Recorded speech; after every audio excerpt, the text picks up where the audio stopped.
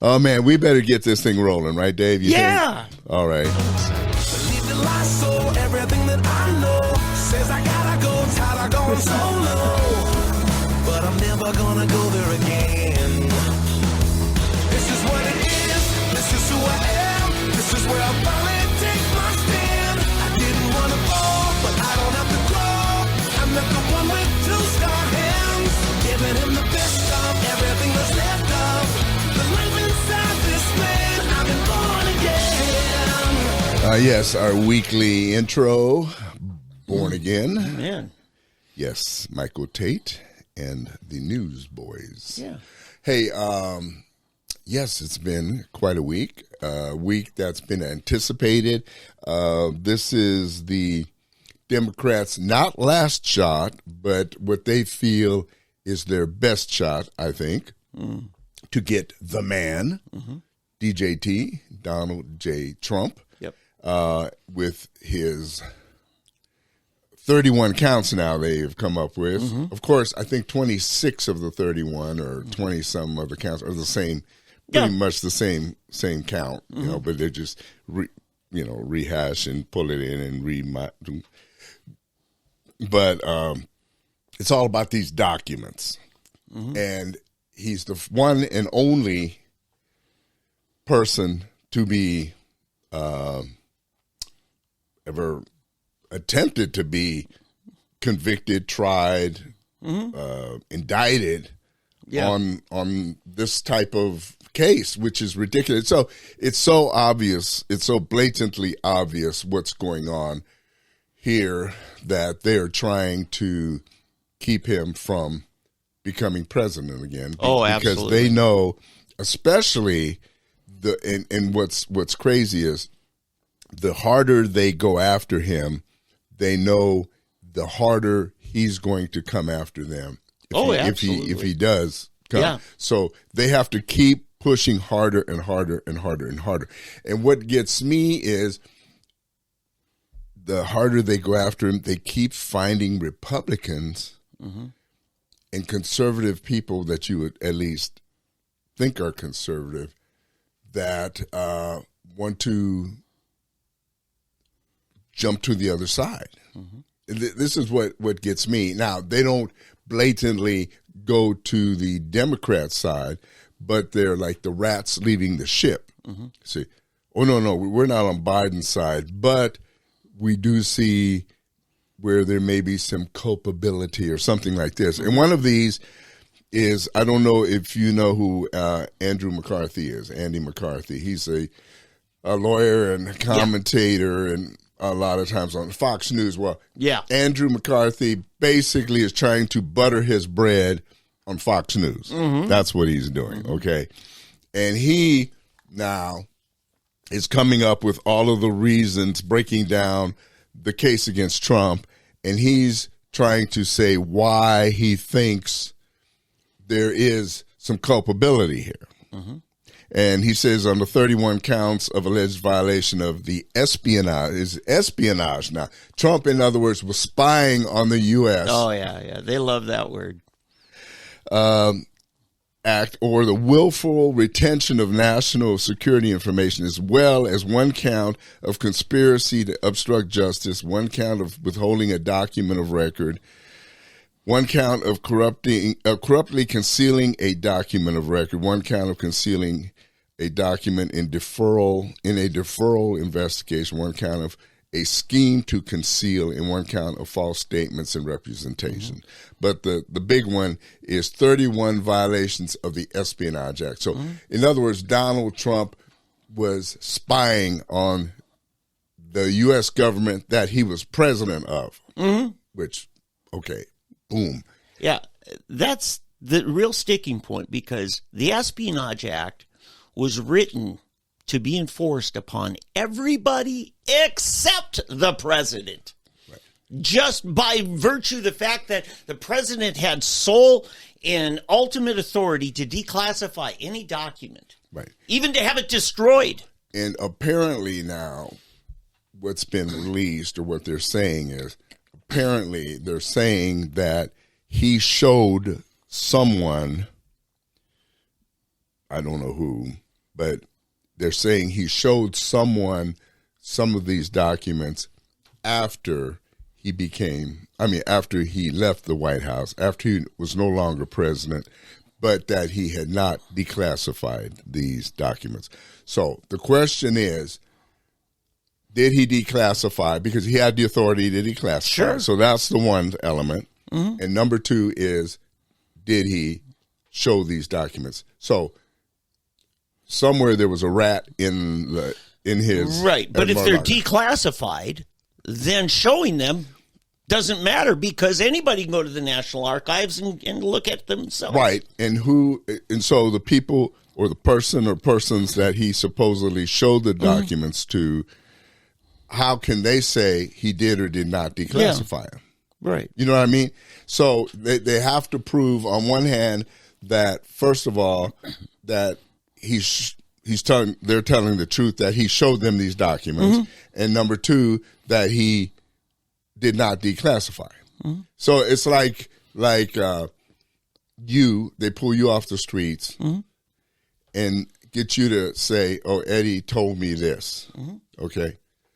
Well, did I really tell you this, or because they had? See, here's the problem with all of this. Okay, as devious as these people are, they could take these documents and tell you what's in these documents, and then ask you, did he show you these documents that have this in them, and here's what's in them, and then threaten you with some crime or something to tell them that Eddie did this if you don't say, yes, he showed me this. Right. You see what I mean? Happens all the time. Happens all the time. I mean, that's what Mike Flynn ended up having to plead guilty to, because they'd already bankrupted him. Right.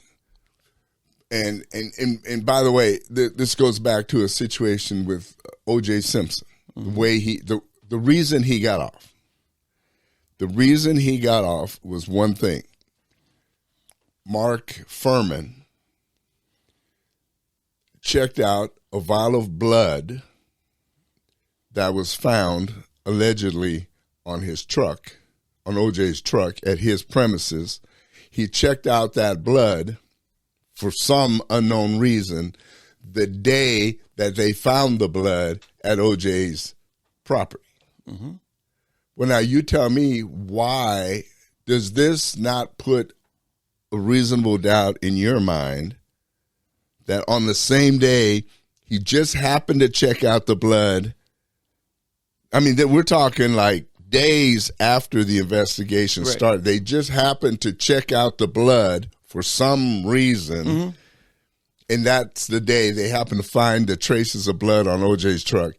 And the day they're looking at OJ's house, they find traces of the blood in his truck. Yeah, they had to convince us that Mark Fuhrman was a racist in order to get OJ off. Right. I mean, essentially. Exactly. But they put enough doubt in the jury's mind. And to me, that was the single thing that put the doubt, even in my mind.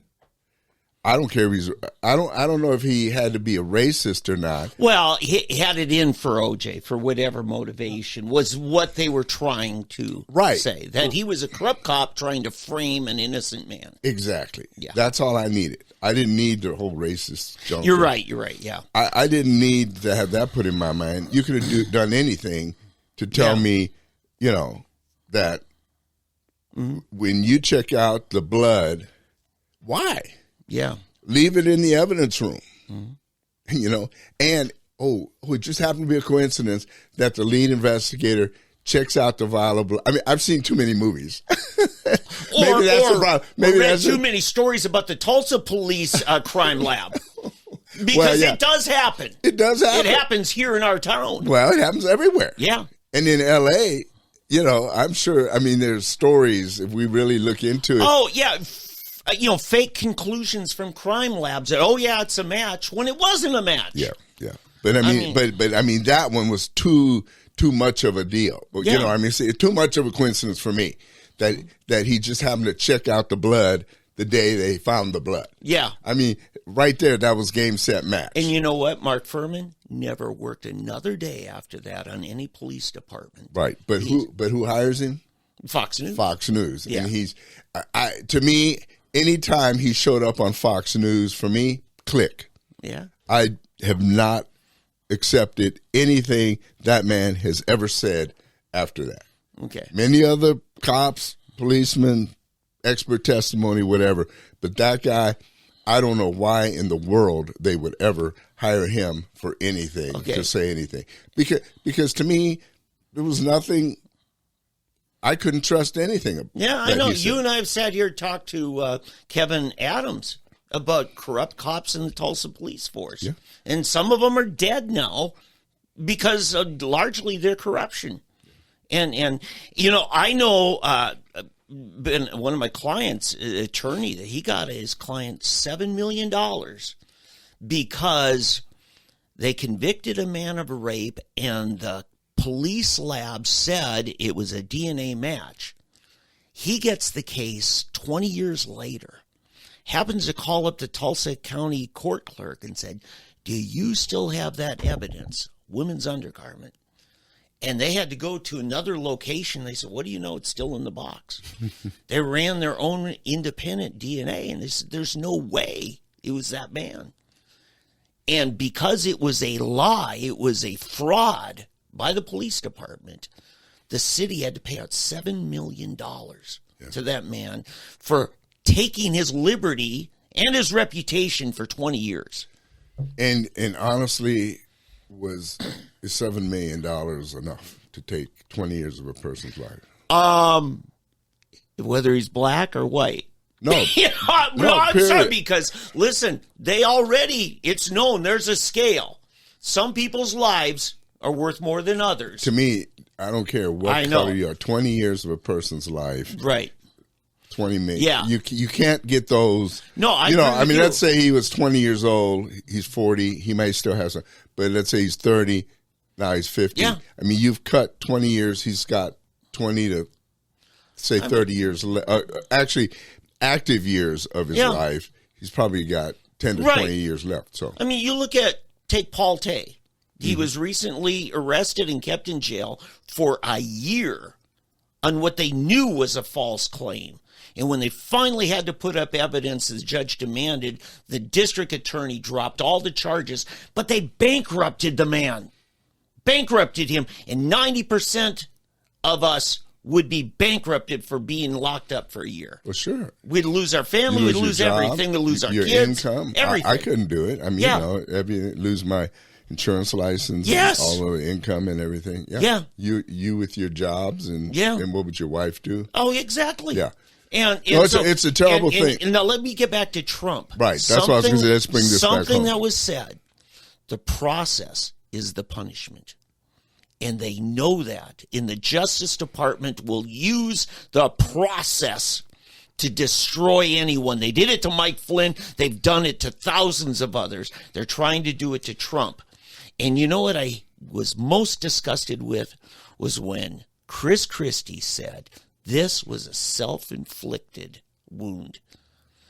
In other words, it's your own fault. You got nobody to blame. Christie is refusing, because remember, he's a former Justice Department prosecutor. And he's on their side. Sure he is. He is the enemy. He is. Yeah. And I'm going to name others later in the show. Oh, yeah. No, Christie is a rat. He's a traitorous rat. Mm-hmm. I say Andy McCarthy here is one. Now, please don't confuse him with the Kevin McCarthy, right.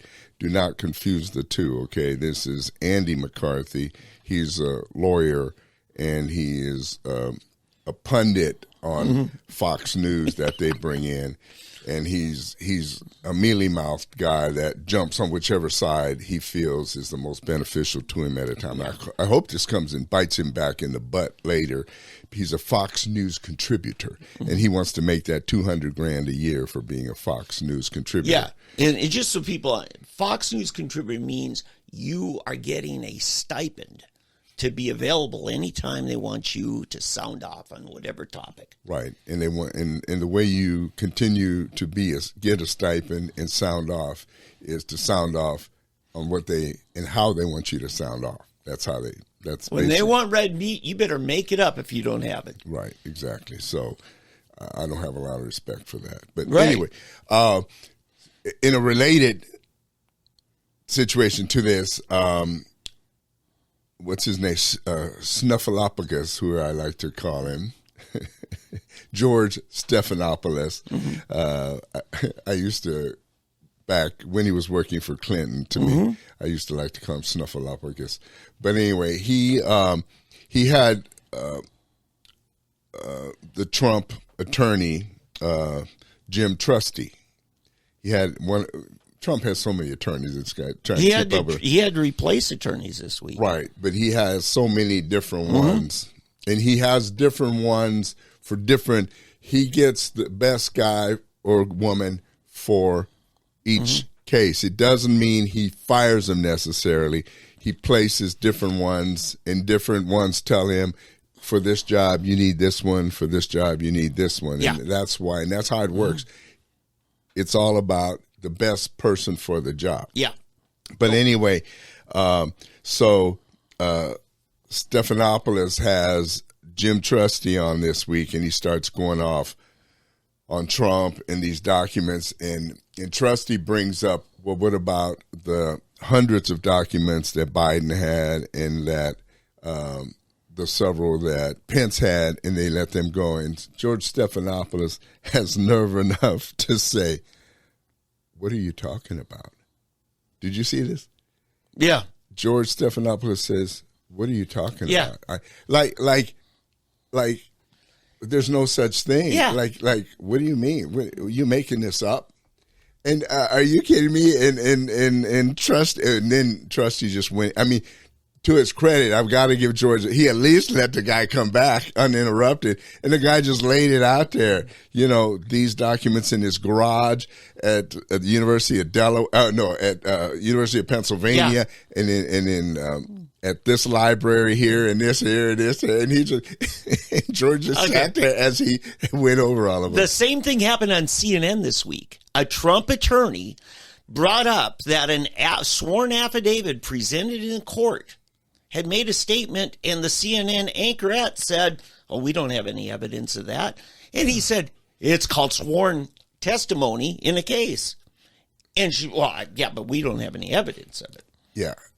I think that one was the same girl that did the town hall.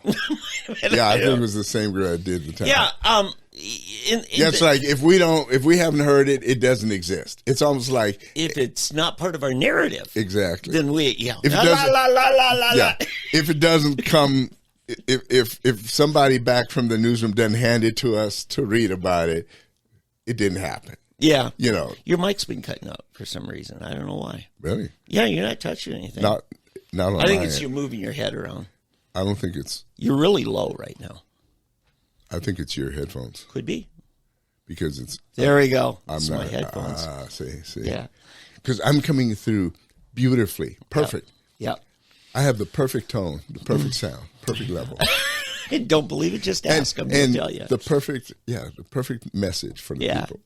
Me and Donald, me and Trump. I've learned from Trump. Hey, it's beautiful. It's just beautiful. We're close enough on it talking about Christie that I think it segues to this. Okay. Somebody I've known for decades, very close, not a Pence supporter, but involved in business deals with the Pence people. So are we switching to Pence from Christie? Here's what it is. Okay. It's no coincidence that Pence and Christie both announced this Same week. And the point I was told is there will be collusion to a great degree on message between those two campaigns, all for the purpose of doing nothing but just knocking down Trump.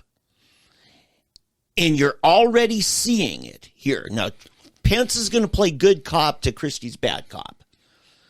But you're already seeing it. There's a third person involved in this.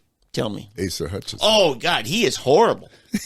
He is. I mean, and he is so transparently obsequious. He's so monotone. I mean, it's just like. And for the three of you out there who like Asa, I'm sorry, but we're going to still tell and what's with these people? We got a North Dakota governor who now thinks he's the answer to everything.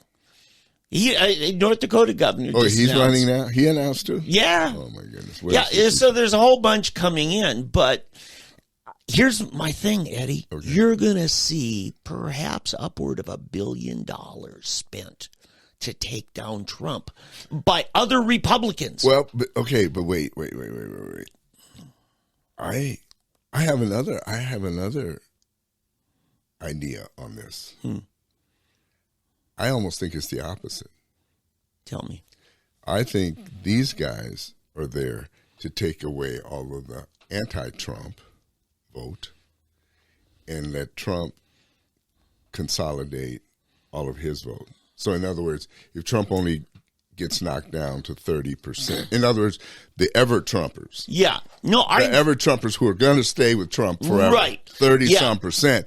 And then what Christie, Hutchinson, Pence, all of them do, they're going to eat into DeSantis' vote. Yeah. So what happens here, to get the actual nomination in the Republican primary process, you're right. This actually does help Trump by splitting up the alternatives in 20 different directions.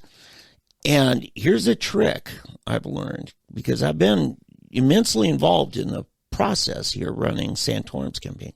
Most states, you need a threshold of 15% of the support in order to get one delegate.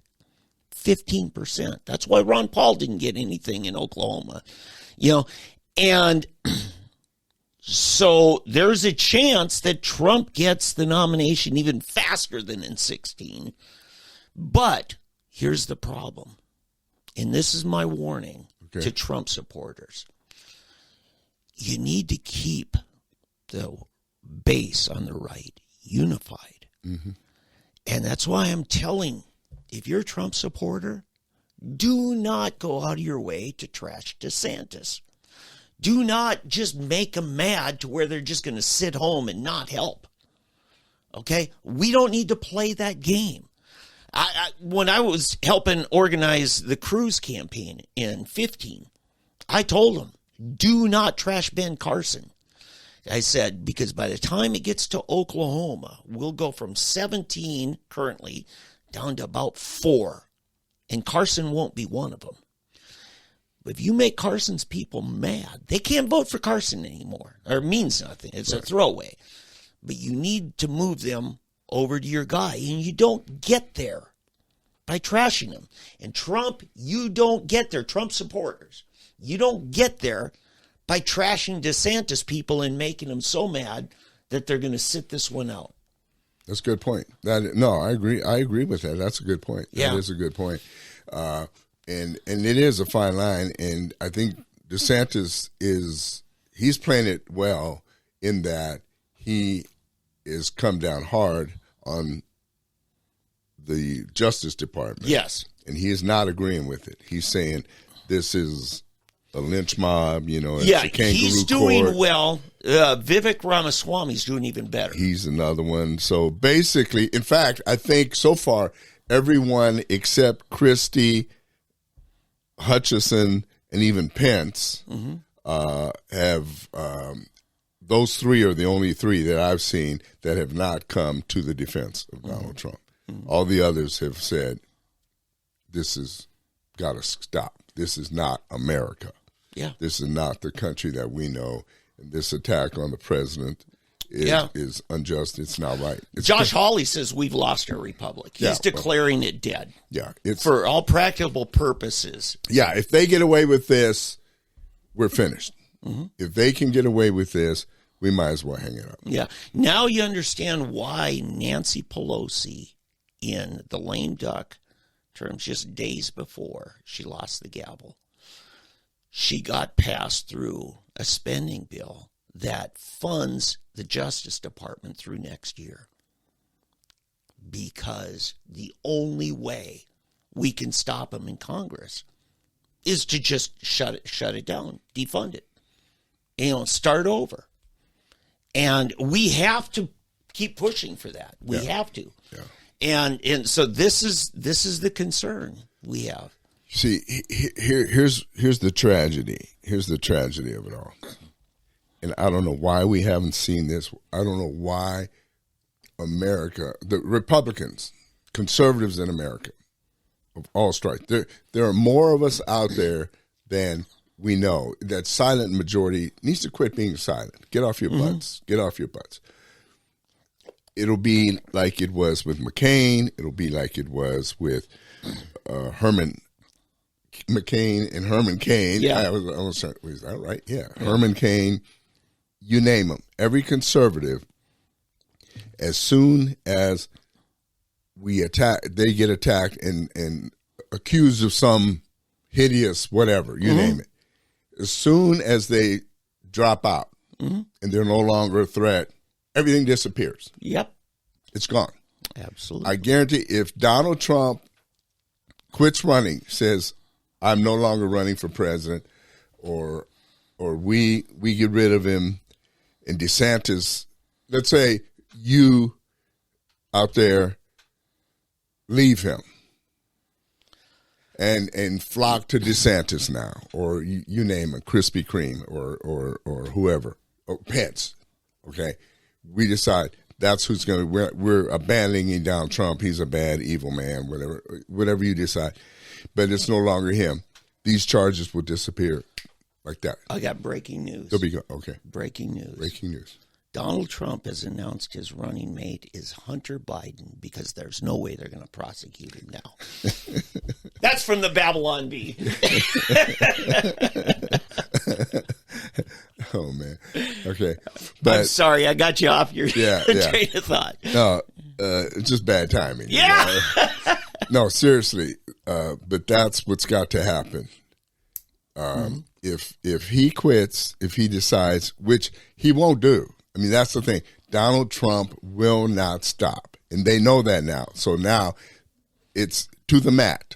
This is WWE squared.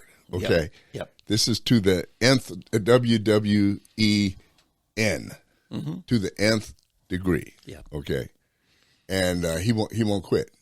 And so you're either going to have to. He is going to make this a situation where they're going to have to convict him and give him life in prison, because that basically the penalty for this would be life in prison for espionage. So he will either spend the rest of, he's not going to settle. He's not going to, no. You will either have to put him in prison for life or he will be exonerated. And that's what's going to happen. Yeah. And so this will go to the Supreme Court. And here's the thing, too. Even as this trial is going on, he can still run for president. Yeah. And he will still run for president. And he can still win the presidency, even being indicted, even being in trial, he can still win. So and he can still fire everybody after it's over with. Yeah, there's a little bit of murkiness on those technicalities. Jonathan Turley, esteemed law professor, has said, as president, Trump can pardon himself. So even if there's a conviction, he has the constitutional authority to pardon himself. Sure. But here's the other sticky thing. The election laws for selecting a presidential electors, or let's say for filing. Anyway, the question is whether or not you can be eligible if you're convicted of a felony. Yeah, but there won't be a conviction before January, because remember, they're not pushing the trial until after the election. Yeah. So every state legislature creates their own election laws. That was the situation in Georgia that they thought we haven't seen that shoe drop yet either, right. is to get him off the Georgia ballot. Right, and see, here's the thing too, though. See, you've got these states. Every state can vote on these. It could be the only states that do it won't be enough. There won't be enough electoral votes in those states that won't let him run, let's say even. So he can still be in enough states where it won't matter, that he'll still win. In every state that has him on it, if they ban him from the ballots in those other states, the other states the backlash could be such that he just landslides in all these other states and they don't even matter. So, I mean, it's just. Because ever since 84, when Mondale just lost in a landslide, ever since then, we've seen the alignment of there are states that are always going to go Democrat and states are always going to go Republican. So if Trump gets denied access to the ballot in California, well, fine. We didn't plan on winning California anyway. Right. But a Georgia or Pennsylvania or Wisconsin, Arizona, those are the ones, that do matter. So yeah, it's going to be an interesting deal. Yeah. So what's going to have to happen is it reminds me of Pearl Harbor in World War II, where the Japanese admiral said, "We've wakened a sleeping giant." And the only thing I'm hoping is that the farther the Democrats go with all of this, the more it awakens the sleeping giant, as we call it, the silent majority. Yeah. The people that sat on the sidelines the last time. Yeah. And that the Republicans will wake up and start doing the work they need to. Our problem is not the Democrats. It really isn't. Our problem is the Mitch McConnell Republicans, the do-nothing Republicans. These guys, see, you got Mitch McConnell sitting there as the Senate Majority Leader who says nothing, sees nothing, does nothing. Yeah. And he has much more power. For example, when they were the minority, Schumer was in front of the camera every day. Yeah. Right. It didn't stop him. Right. When they were in the minority in Congress, in the House, Nancy Pelosi was still in front of the camera all the time. Schumer, there was said of him back when he was in Congress, this is way back in the 80s, the most dangerous place in Washington is in the way of Schumer and a TV camera. Because Schumer can't get enough of the news. Yeah. He's got to be on the news. Well, and they gave him the airtime. Yeah.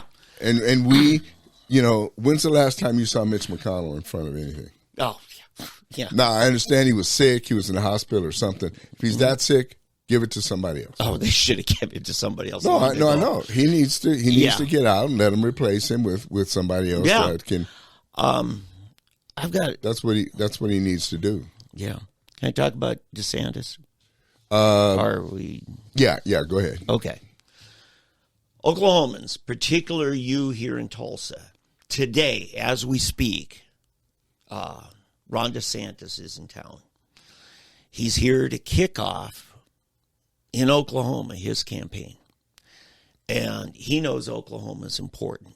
I mean, Jeb Bush knew Oklahoma. Jeb Bush tried to recruit me to run his Oklahoma campaign. Karl Rove is very involved in giving advice.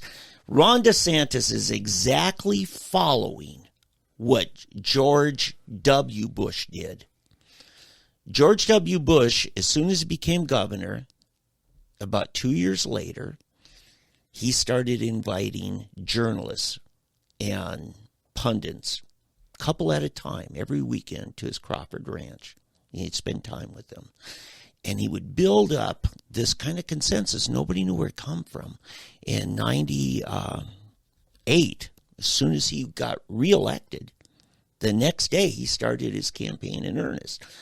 Ron DeSantis just got reelected, and he started his campaign in earnest. And you've got all this buzz about him.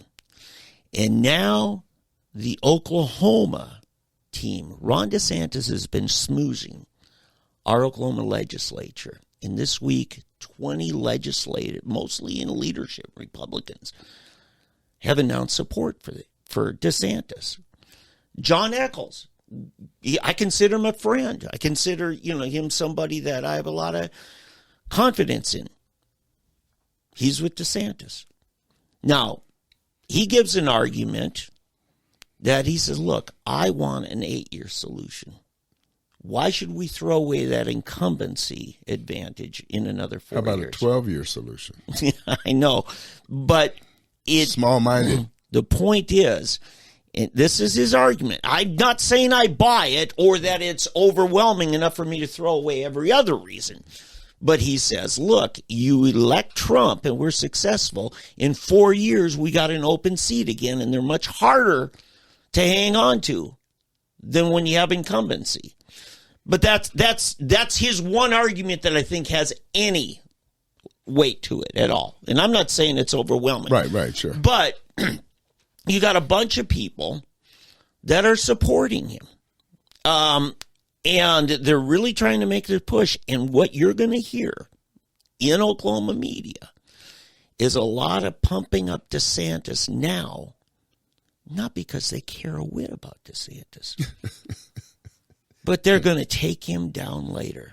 The same way in 15 and 16, cable news couldn't get enough of Trump.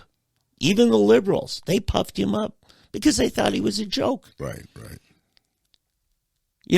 So I'm just saying. Oh, and here's the other thing. Yeah. Let's continue on that. Okay, but hold your other thoughts. Yeah. In a sense, you're right, because I think what they see, DeSantis will be easier to take down than Trump. He doesn't have the money. He doesn't have the notoriety. Black people don't like DeSantis as much. See, one of the hidden secrets is black people really like Donald Trump. See, the common person, not all the ones you see on TV. Yes. But he used to be very liked. The one you see all these people on TV all the time. The sellouts, the Sambos and Quimbos you see on TV all the time. Black talking heads on the View and this and that on MSNBC. They hate Trump because they're paid to hate Trump, okay? But the people that actually have known Trump for years, the hip-hop people, right, the entertainment people, the athletes and so forth, they know Trump, and they know that he's not what he's being portrayed. Yeah. But DeSantis, they don't know DeSantis. Right. And so DeSantis has been portrayed as being anti-black, anti-gay, he's basically Trump without Trump's bona fides. Yeah. Okay.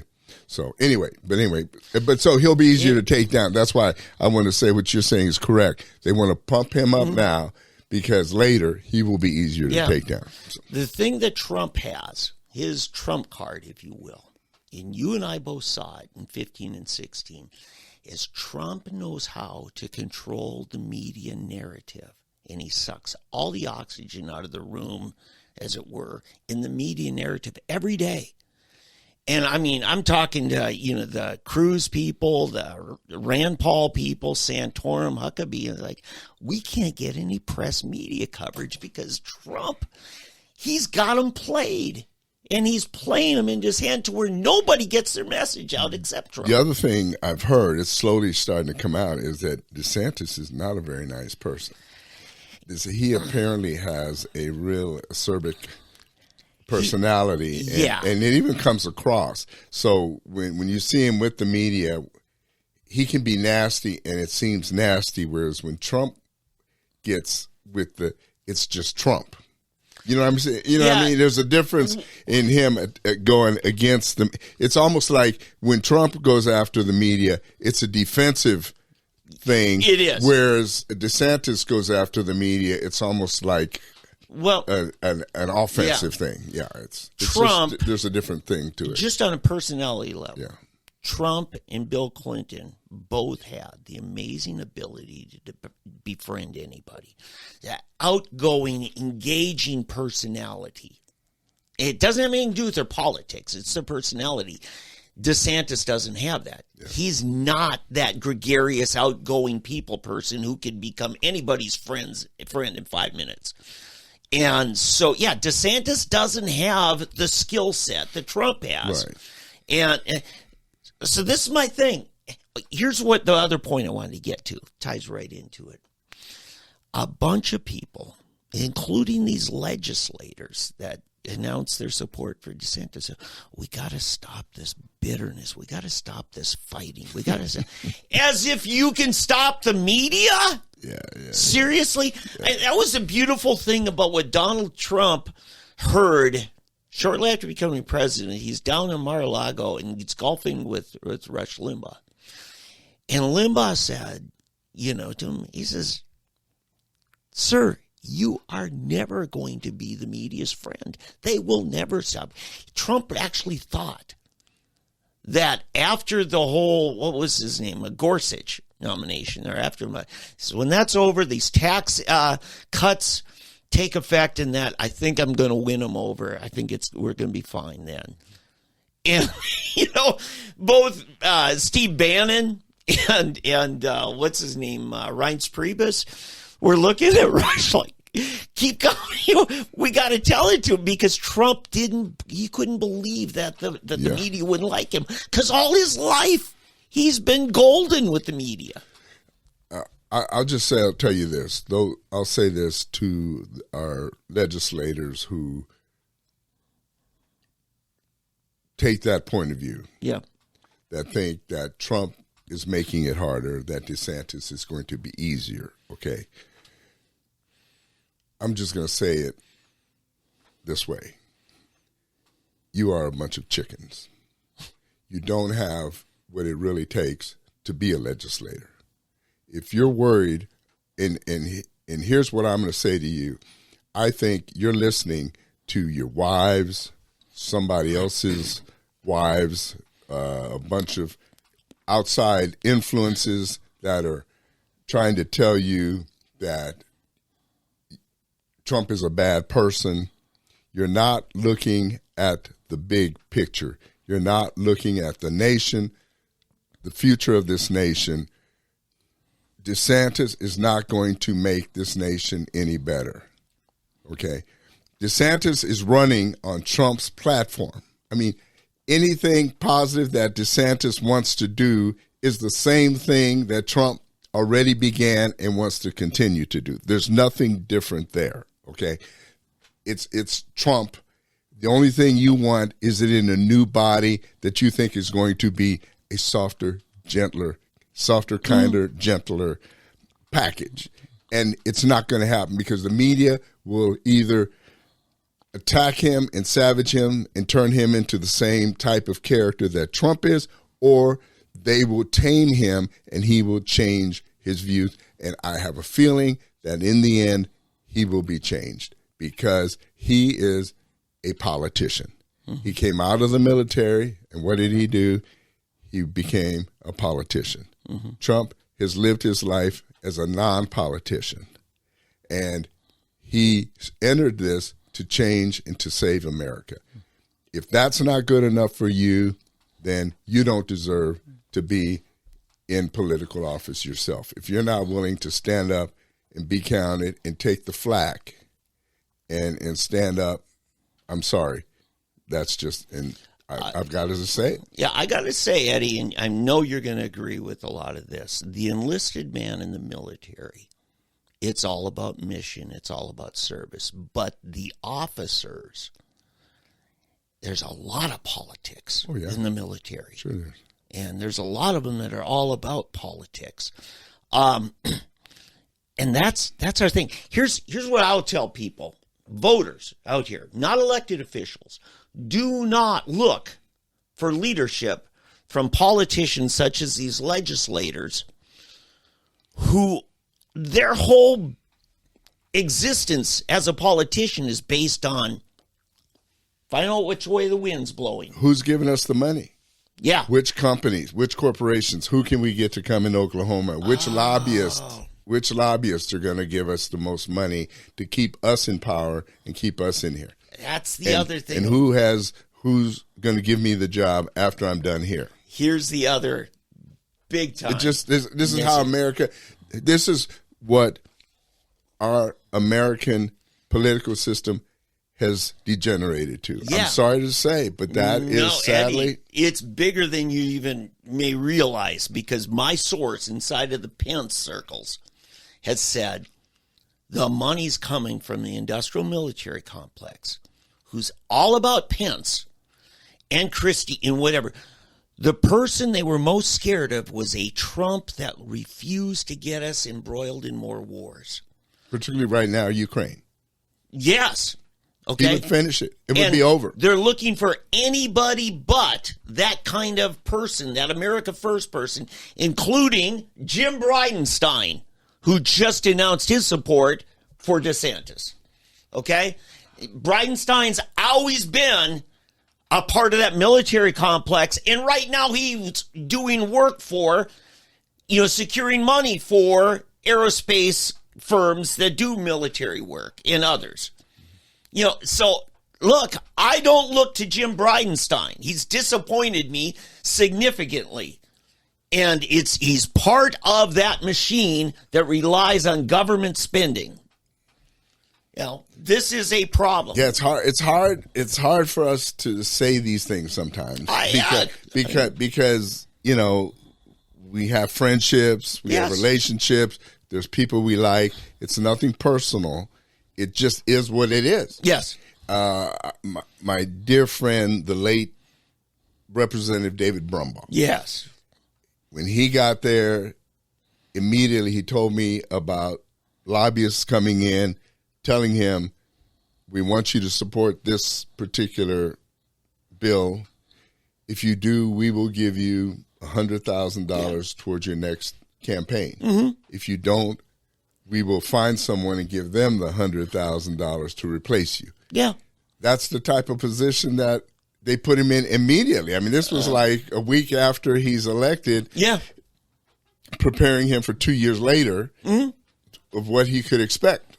And this is a type of pressure that people are under when they go into legislature. Mm-hmm. And that's just in a state legislature. We're not even talking the national situation. Right. And so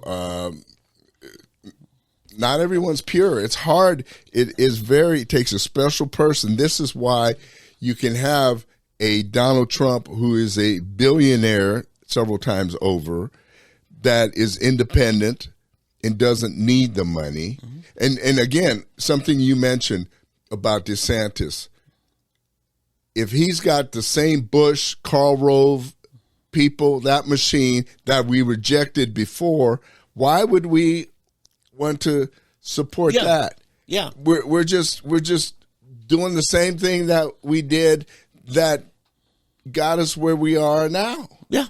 I mean, we're not taking us forward. We're taking us backwards. I mean, we're going to keep the military. This is how we got into Iraq and Afghanistan. Think about it. It's the same people. Yeah. The tools that they used to undermine Trump from the beginning, the FISA court, the whisper campaign, they can make stuff up. Who created that? It was the Patriot Act by G.W. Bush. And our Congress has never gotten rid of it. It's got sunset laws on it. They keep re-upping it because the deep state loves it. They do. And that's how they can keep an eye on us. And not only do they keep it intact, they keep broadening it, and the scope and the techniques they use. Yeah. It's getting worse and worse. One of the most courageous Americans I know is Edward Snowden. Because he saw them doing it. It's crazy. And he blew the whistle, now he had to run for his life to a nation not friends with Russia. Us. Yes, to Russia. And that's how Russia became our enemy. Mm-hmm. I mean, honestly, I think that's a part of it. The fact that it's so crazy to me that in many ways, Russia today is a freer country than we are. Freer, and their culture actually is more pro-religious values in many ways. Right. Our decadent Western culture is horrible. I mean, Eddie, why do you think I homeschooled? And why do you as much as you wanted public school, there was a lot of good reasons for your family to say, no, we want Christian school. Mm-hmm. Because, even in Oklahoma, we're not talking Philly, we're talking Oklahoma. Yeah, and see, the thing is, it wasn't that bad back then. When my kids graduated, the schools were not as influenced by a secular humanist mandate that seems to be in the schools today. They were still learning to read, write, and do math. Right. You know, and history and government and the basics. There was no CRT back then. Mm-hmm. We didn't have to worry about that. You know, we weren't worried about, gay science and this and that and right. this and that. No, that wasn't a thing then, but it's crept in since. And that has now taken, you don't find that overseas. And the other thing that I've been trying to warn about, and people, we've got to understand, Africa, India, South America. Okay, so many of these countries. China, the reason China is making inroads into these countries, particularly Africa. Africa is one of the most socially moral countries there is. Now, there's a lot of atrocity going in there, murder. It's tribal warfare. Okay, they just, It's like racism within a race. I know. You'll see inconsistencies in every culture. And what's happening, this goes all the way back to the Clinton White House. Mm-hmm. But we have tried to introduce and force our social values on them back to then, and Africa has resisted. Sure. We have said no to the gay culture. Africa has said no to the gay culture all the way back there. And now what's happened, they've done it again under this administration. The Obama administration tried it, and the Clinton. And I even think Bush was trying to an extent. But we're cutting off aid because of the fact that they have these laws. This is how bad it's gotten. Did I talk about this last week? I don't think so. They've introduced basically a capital punishment if you have homosexual relations with a minor. Yeah. It's a capital offense. Mm-hmm. They will kill you. Mm-hmm.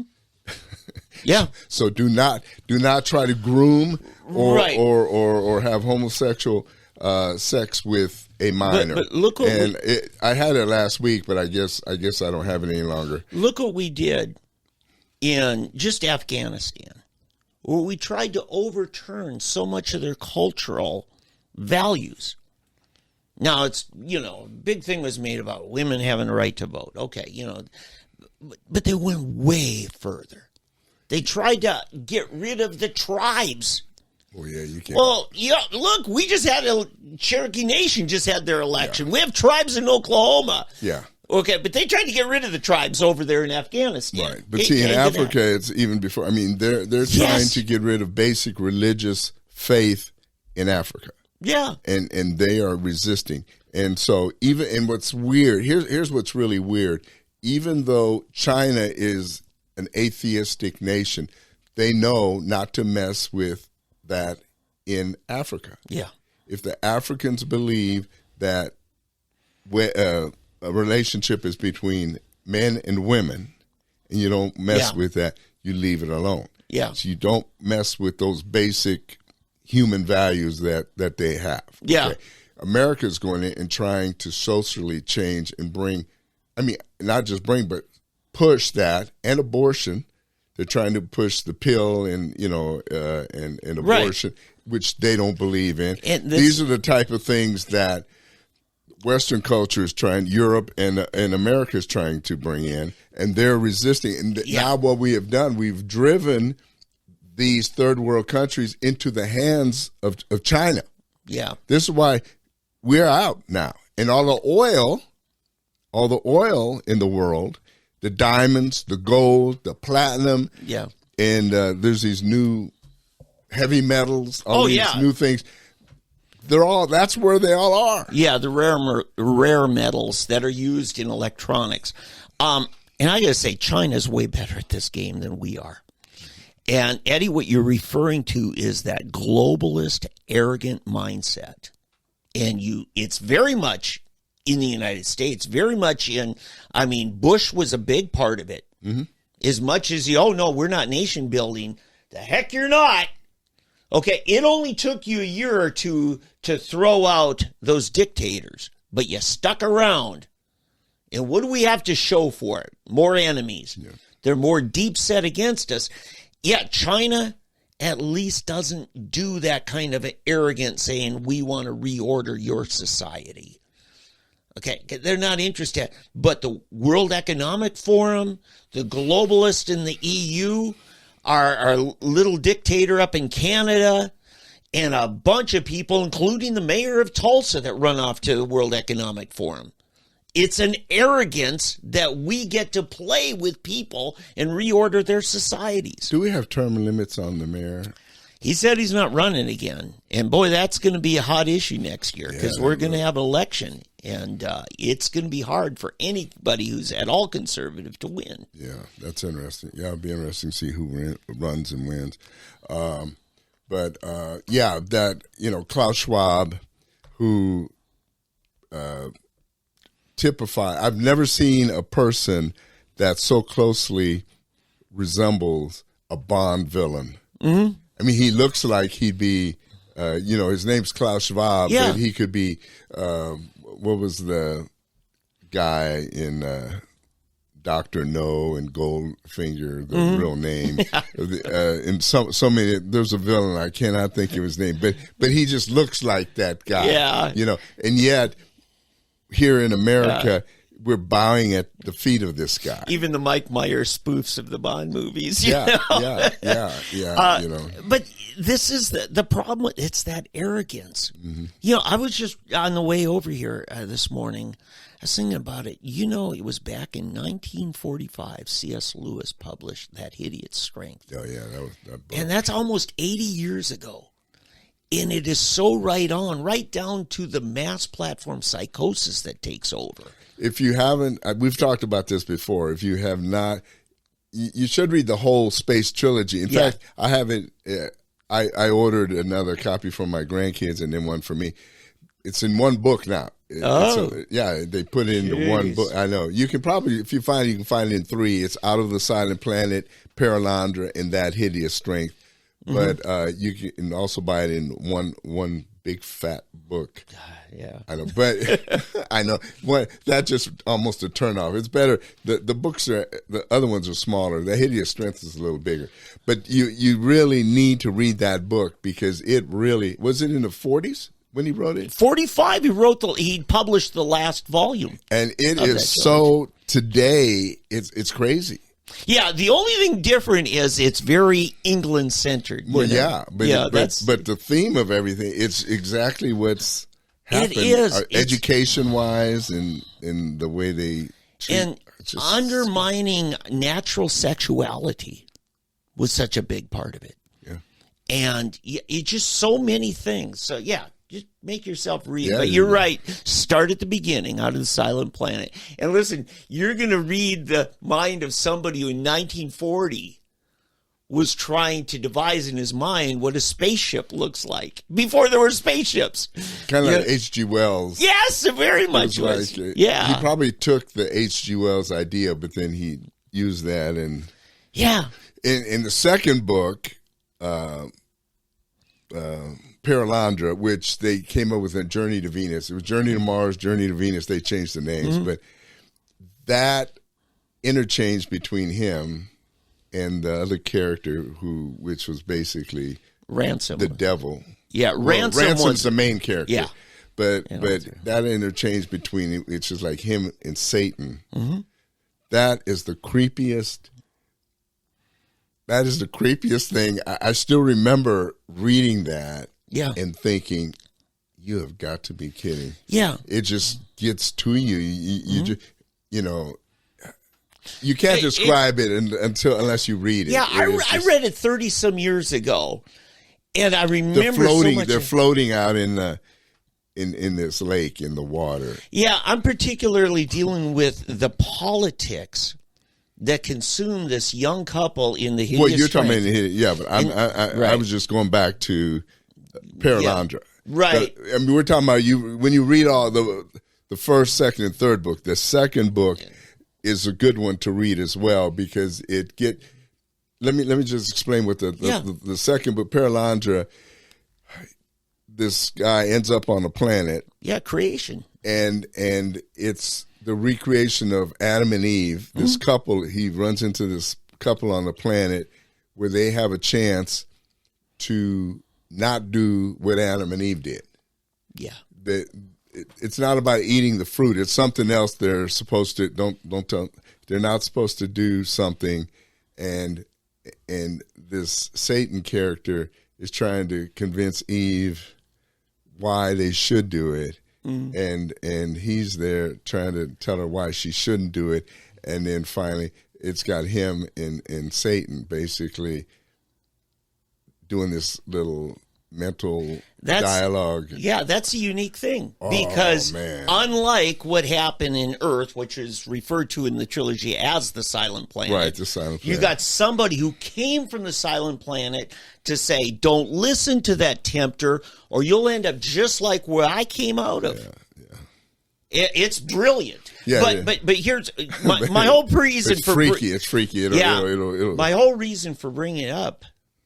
The hideous string. Yeah, we're back to that. Is so many of the narratives of how mass platform psychosis overcomes and takes over to where people are believing a lie that they know better. Yeah.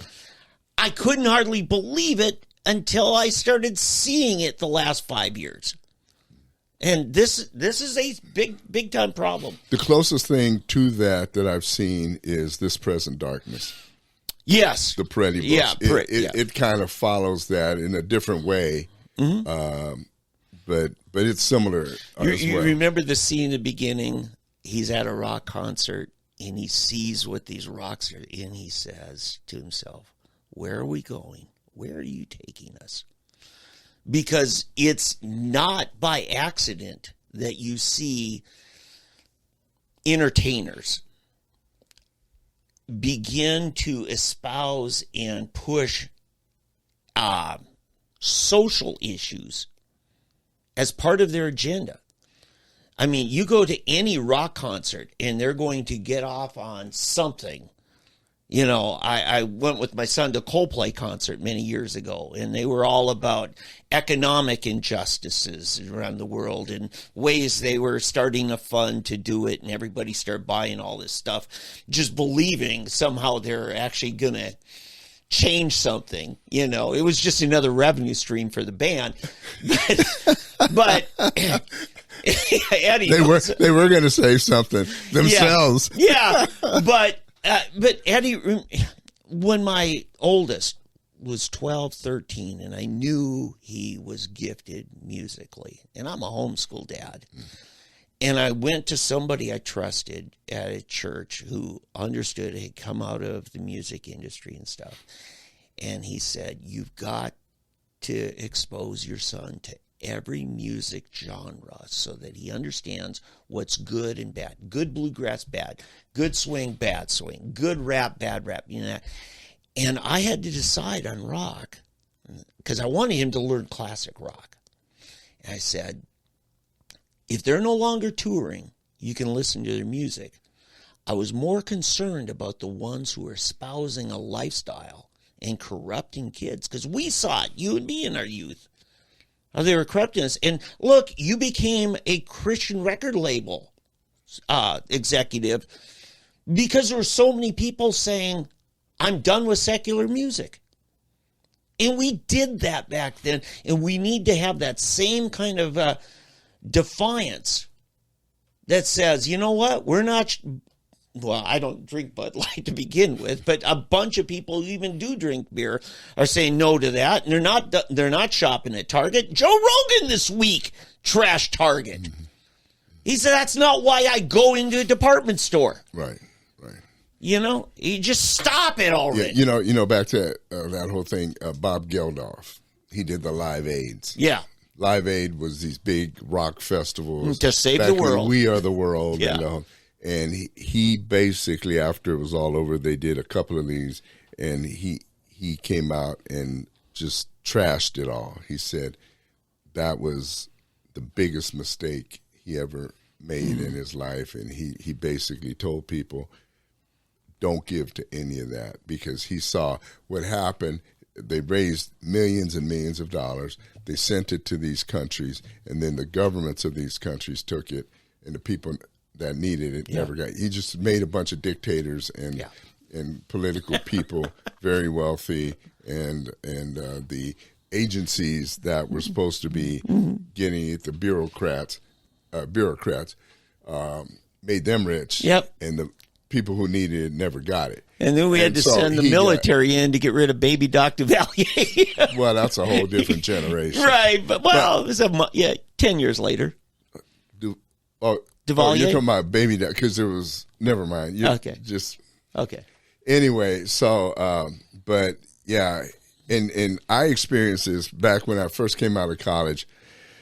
I'm going to step on some real toes here because I was an insurance adjuster, not an agent. I was an adjuster. And I get this call, this claim from a guy who had driven his Corvette, brand new, big, expensive Corvette, and he was coming from Odessa, Texas to El Paso.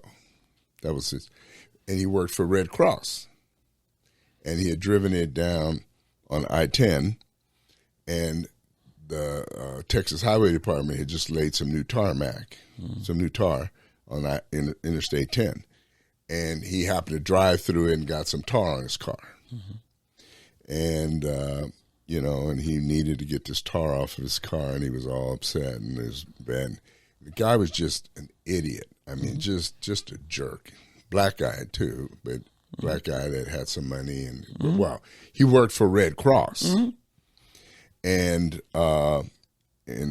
so I talked to the guy I'm Eddie Huff. I'm the adjuster with this insurance company. We insure, the Red Cross and and this guy starts going off, and he's and man, I have never given one penny to the Red Cross since then. Because I mean, if you have enough money to be able to buy brand new Corvettes for your representatives to drive around in, you're not getting money to the people that you're supposed to be getting money to.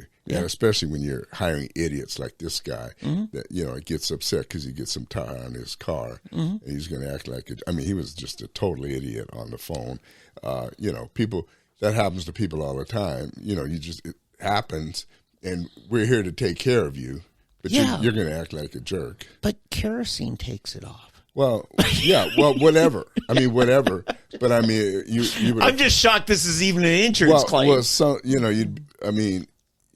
acted like somebody slapped his mama, or something, And I was thinking, if that's what Red Cross is doing with my money, you're not getting any more money. But Bob Geldof, who ran Live Aid, he basically said that they did more damage by giving this money to these countries, to these agencies, than if they hadn't given it. Yeah. Because they're not teaching these people, these nations, to stand on their own. And all of this aid, all this aid that we're giving, it's not teaching the countries. First time I went to Uganda, as we were, probably a night or two before we were leaving, they threw this big banquet for us. And this was it wasn't long after Idi Amin had been deposed. And people were really hurting. It was bad. But they started parading people in front of us. And they'd have these lists of, thank you, our brothers and sisters from America and Europe. And they start, thank you for your help. We need this. And they're going down these lists of everything they need, And so, now we want to hear from our brother from America, Brother Huff. So, I'm sitting up there and I'm thinking, oh, gee, what am I going to say? And then all of a sudden, I said, well, the only thing that came to my mind was Acts 3, Acts chapter 3. I said, I'm going to say what Peter and John said in Acts chapter 3. Wow. What Peter and John said, silver and gold have we none. Yeah. But such as we have give we thee. In the name of Jesus Christ of Nazareth, get up and walk. Do it yourself. Oh. and everybody, even the kids, everybody that was with me, all the YWAM team, they were all just like looking at each other. Has he gone nuts? Yeah. But I told him, I said, look, you know, you guys are here with a list of all this stuff, one after another of everything you want us to give you, you know. Yeah. We can't do that because we give you this and, you know, and next week you want it again. And another, you know, you've got to figure out what can you do for yourselves to get yourselves built back up. And, you know. It was getting ridiculous. I mean, you know, and I was just sitting there, you know, just kind of, you know, this has got to stop. But I've always been that way. I just don't play that stuff. I don't want to. I want to help. So, so like, for example, we'd have people assisting us and help. They'd have these little, I don't want to call them flunkies, but people within the Church of Uganda that they get to, you know, do stuff for us. Yeah. You know, girls washing our clothes, guys driving us, go and get this and this and this. Then they'd have these other mucky mucks that, you know, would, you know, act like big wigs. Yeah. But so when we left, you know, and, you know, $1 was like a lot, you know, it was high value. And so when we left, what we did, we'd find, you know, like these girls that would wash our clothes and everything, you know, say, well, here, don't tell anybody, we give them $20. $20 was like $2,000 to them, you know, they were, whoa, you know, they blah, you know, and then, you know, so we'd sneak those lowly people, give them the money. So, and they would end up blessing probably 100 people. Yeah, or take care of their whole family. That whole trickle effect. Right. But the other stuff, it was just so weird. Eddie, think about what you see happening with a lot of more uppity leftists, even educational organizations such as the Ivy League colleges.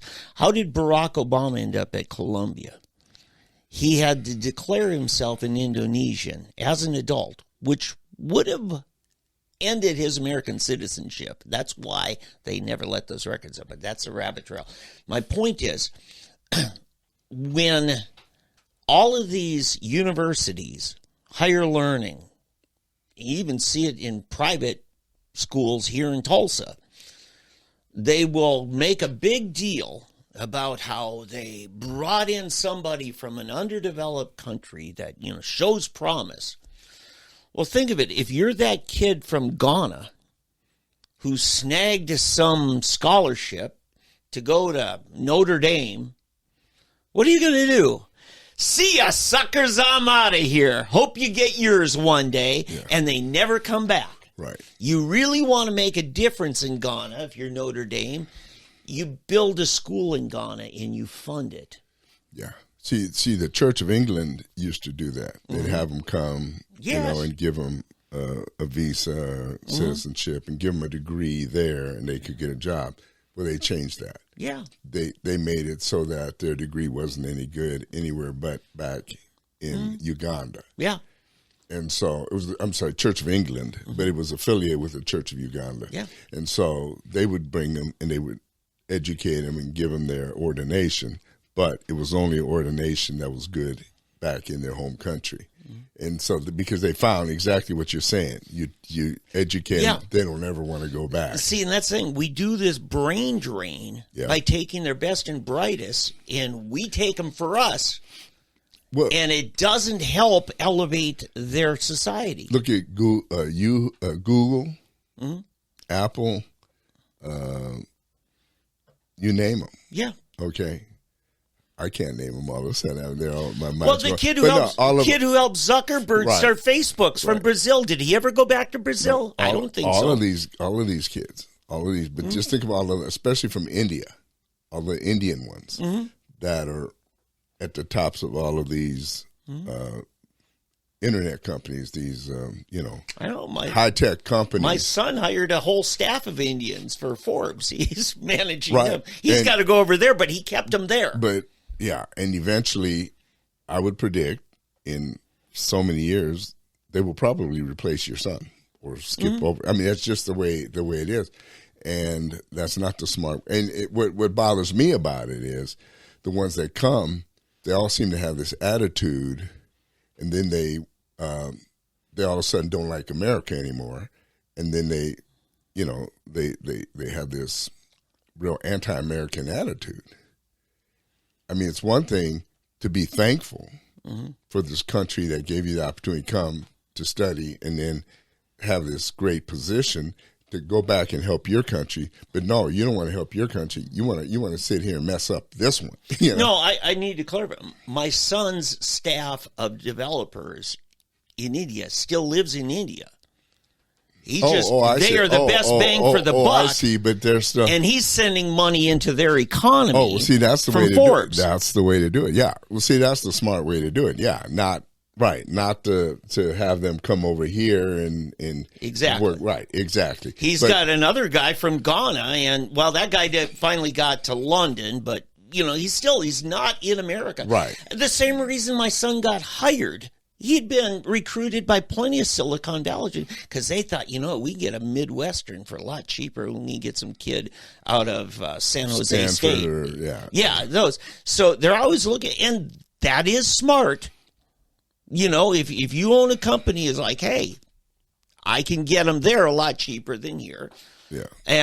But again, it's just the thing that gets me is that the ones like some of the most rabidly anti-American people are these Indians that have come and are head of the high-tech companies. Yeah, you see that. Google, YouTube, well, it's the same company, but Apple, all these guys, for some reason, and the women that are at the top of these, I mean, they're just rabidly anti-American. I don't know. Are you kidding me?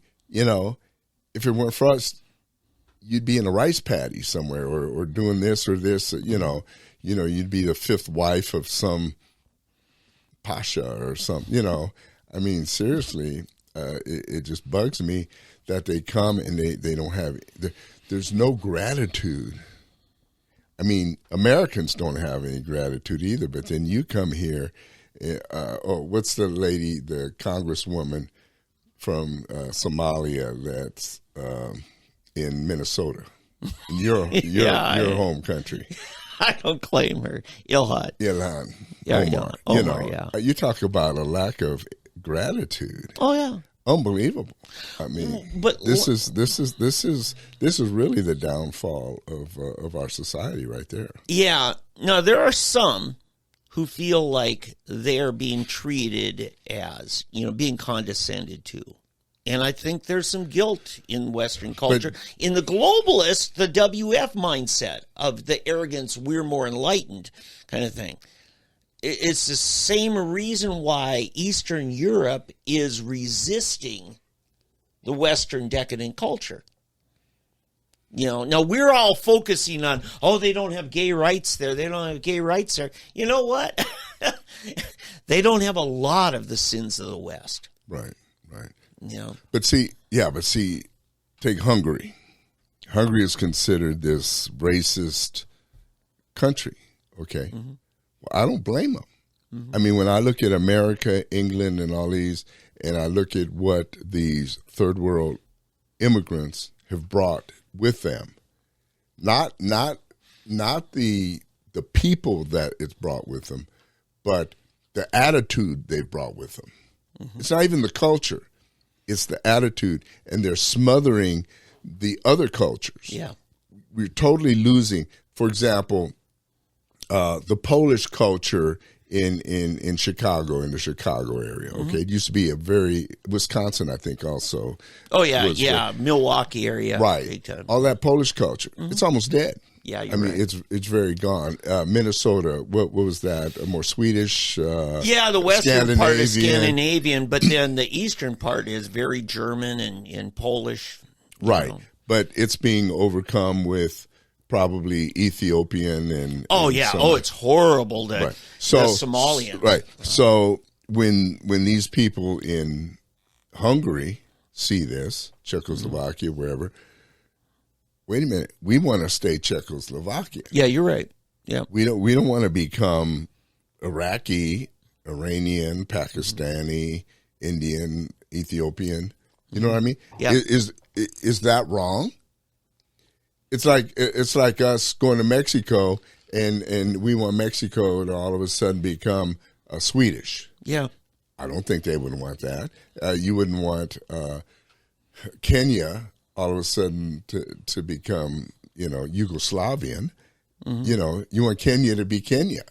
And so for someone to be upset because Hungary wants to remain Hungarian and keep their culture, their heritage, their history, mm-hmm. all of that, and then all of a sudden to call them racist because of that, yeah. I don't fault them if they say, the only way they can do that is to say, I'm sorry, but we're not giving citizenship to anybody but our people. Yeah, and that's the thing. When you emigrate into a country, you are now accepting they are your new home. And if you can't do that, then don't go there. Right. What's happening with Minnesota, with the Somalians, is they are there in such big numbers and all grouped together and with an arrogant defiance that no, the people of, for instance, St. Cloud, where I used to live, and a good friend of mine does, he said, I can't even go to a public bathroom anymore because they all walk in with their muddy boots and step on the seat and squat because they don't know how to use a toilet like an American does. And they've been there how long? 10 years. And nobody's taught them how to sit on a toilet? You know what? They aren't going to change, Eddie. They don't want to change. They want you to change.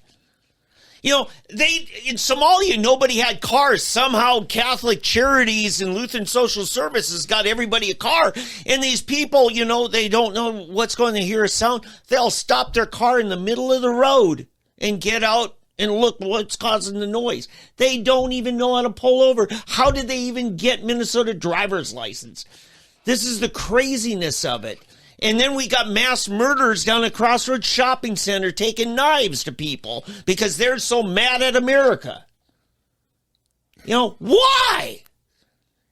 They're getting everything for free here, and that ain't good enough. Dave, tell us how you really feel.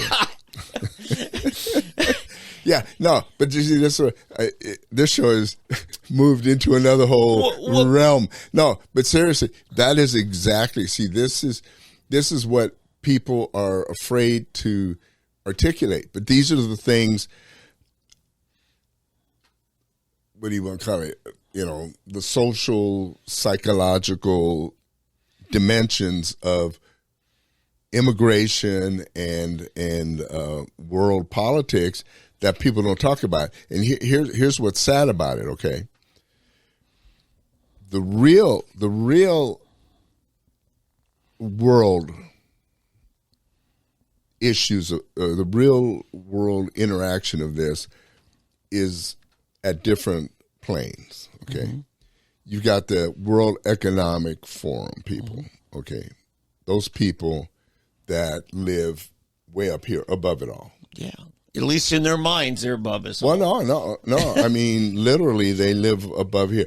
I cannot get this picture out. The only picture I can get into my mind of the WEC or the WEF, the only picture is this photo. It's not a photo, but they did a video of the jets, the private jets, and they just went down the line, and it's like a half mile of these private jets all lined up at this airstrip, and in Switzerland, and they're all there decrying climate change. Climate change, yeah. but I just picture this in every one of these private jets, and then all of these people, they're eating steak, mm-hmm. caviar, mm-hmm. champagne, eating all the finest foods, etc. And yet they want us to kill the cows. They want us to kill the cows because the cow flatulence are causing pollution. Mm-hmm. They want us to go green. No gas stoves. No gas stoves. Yeah. Electric cars. No plastic straws. All of this stuff that the common man is supposed to live by. Yeah. While they live like this. And what I don't understand too is they keep coming out with these movies that depict exactly that. You have these fat cats, mm-hmm. You know what I'm talking about? Yeah. Where the elite, they all live in some cloud above everybody, and you got all the people in this smog-ridden city down there, and these people are trying to fight these people. Yet, it's the people down there that are helping them lead us to that. And I'm saying, what is wrong with you people? They're telling you. Hollywood is telling you exactly what they're doing, how they're doing it, but you're helping them get there. Yeah, but let me tie this together, okay? Oh, please. In a bow, nice bow. One of these globalists happens to be a guy named Mark Dayton. Okay. He was the governor of Minnesota. And he's also heir to the Dayton Hudson Corporation, parent company of Target. Okay? He comes up to St. Cloud, this college town of, 50, 70,000. He brings in so many Somalis, they've raised the population 15%. This German community, German Catholic community of St. Cloud. And they're decrying all of these cultural clashes that are going on. Those racists. Even street fights going on, even mass murders down at the mall. And he says to the, the fifth, sixth generation. Indigenous, basically. Yeah. Germans. Says, if you don't like it, you need to move someplace else. And this is the same mentality that's forcing all the transvestite stuff down at the Target stores. Yeah. But in Minnesota, you've got the Beltway of the Twin Cities, and there's more population in that area than the rest of the state combined. Trump overwhelmingly won the rest of the state in 2016, but he barely lost because that little Beltway. It's just like in your former hometown, Philadelphia. The rest of the state will go Republican, but Philly counts last, and they will always come up with enough ballots to swing the state their way. Yeah. And this is what goes on. Now, let me ask you this, though. How did, like somebody like Mark Dayton, how was he able to pull all of this off by himself? Well, he became governor, one, because, his money bought him influence in the Democrat Party. I mean, he'd been in there. And he didn't have enough. Again, it's probably because the Republicans were too docile and didn't see the writing on the wall to fight against this enough. Yeah, it has become in Minnesota clearly the Twin Cities versus the rest of the state. My hometown, central Minnesota, that county went 71% for Trump in 2016. That's just how big the divide is. And I'm saying several states are that way. I know Pennsylvania is. Right. See, my question now is, how long before Tulsa, Oklahoma City, Stillwater, Norman, overwhelm the suburbs of Oklahoma? In other words, Texas, Dallas, Fort Worth, Houston, Austin. How long before those cities you're right. overwhelm, especially with the influx? See, here's what's weird. You got all these people fleeing California for a better life because California's gotten out of hand. But those same brainless people that are leaving California will come to a place like Texas or Oklahoma and vote for the same type of government that they left. Now, for some reason, it doesn't compute in their mind. No, because they don't need to change. They just need better circumstances. Right. They don't accept any responsibility for the hellhole they left. Right. So they recreate it. Yes. Where they left, and then it happens again. Yes. Right. You've got to watch on Babylon Bee. There's a YouTube series of 6 videos about Californians who emigrate to Texas, and it is the most hilarious thing you'll ever see. Really? It is awesome. I haven't seen that. Oh, they are awesome. If you see it, let me put it on the. I'll tag it on to the end of today's show. Just one of them, the beginning one, and then you're on your own. It's amazing. So yeah, the hypocrisy though that you see in this, all these jets you mentioned. Yeah. Up in Davos, Davos. The hypocrisy, if I could, this week's news on a global scale in sports. The PGA, which monopolized all of the golf on the professional level, got shaken up a couple of years ago when Greg Norman, former legend, helped start another golf league called Live Golf. And he got Saudi Arabian investors to invest in it. And Donald Trump. Okay, yeah. Trump got behind it, but the real money is out of Saudi Arabia. Right, but I think Trump owns 3%. Okay, yeah. So, in fact, they just finished a tournament at his golf course just 2 weeks ago. And they just finished one here in Tulsa. Just the week before that. Right. Right. And and Tulsa was significant because it was bellwether. Is Middle America going to support this? And we did. Great tournament here in Tulsa. Just down the road from Eddie's estate, okay? He lives at another golf course right off the fairway. Casa Huff. Yeah. But anyway, the legend of Eddie Gross. So, but anyway, here's the PR campaign that the PGA went on. We'll never take the money from racist, brutal mass murders like the Saudis. Well, now the Saudis had endless money, okay? This investment fund, public investment fund, and they paid Phil Mickelson like $500 million to sign over. The PGA then said, you ever play with any of them or sign with them, you got a lifetime ban from the PGA. Unless you won the green Masters, jacket. yeah. Well, that was the thing because then the U.S. Open, which is not part of the PGA, they said, no, we're accepting everybody. It's called Open for a reason. Right. Okay. The Masters said, no, PGA doesn't tell us what to do. Right. Well, the green only the green jacket winners could play in it. But several of the live guys were green jacket owners, right. So they were able to play in it. Right.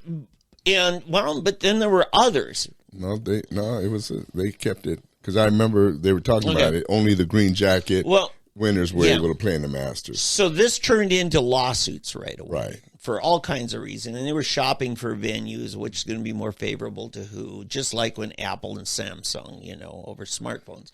But anyway, so all these golfers, and by the way, the live golf guys, they've been dominating the majors this year. Yeah. They won the Masters. They won the, is it U.S. Open? Or the PGA Championship, live golf guys. In fact, three out of the top four were live guys at the Masters.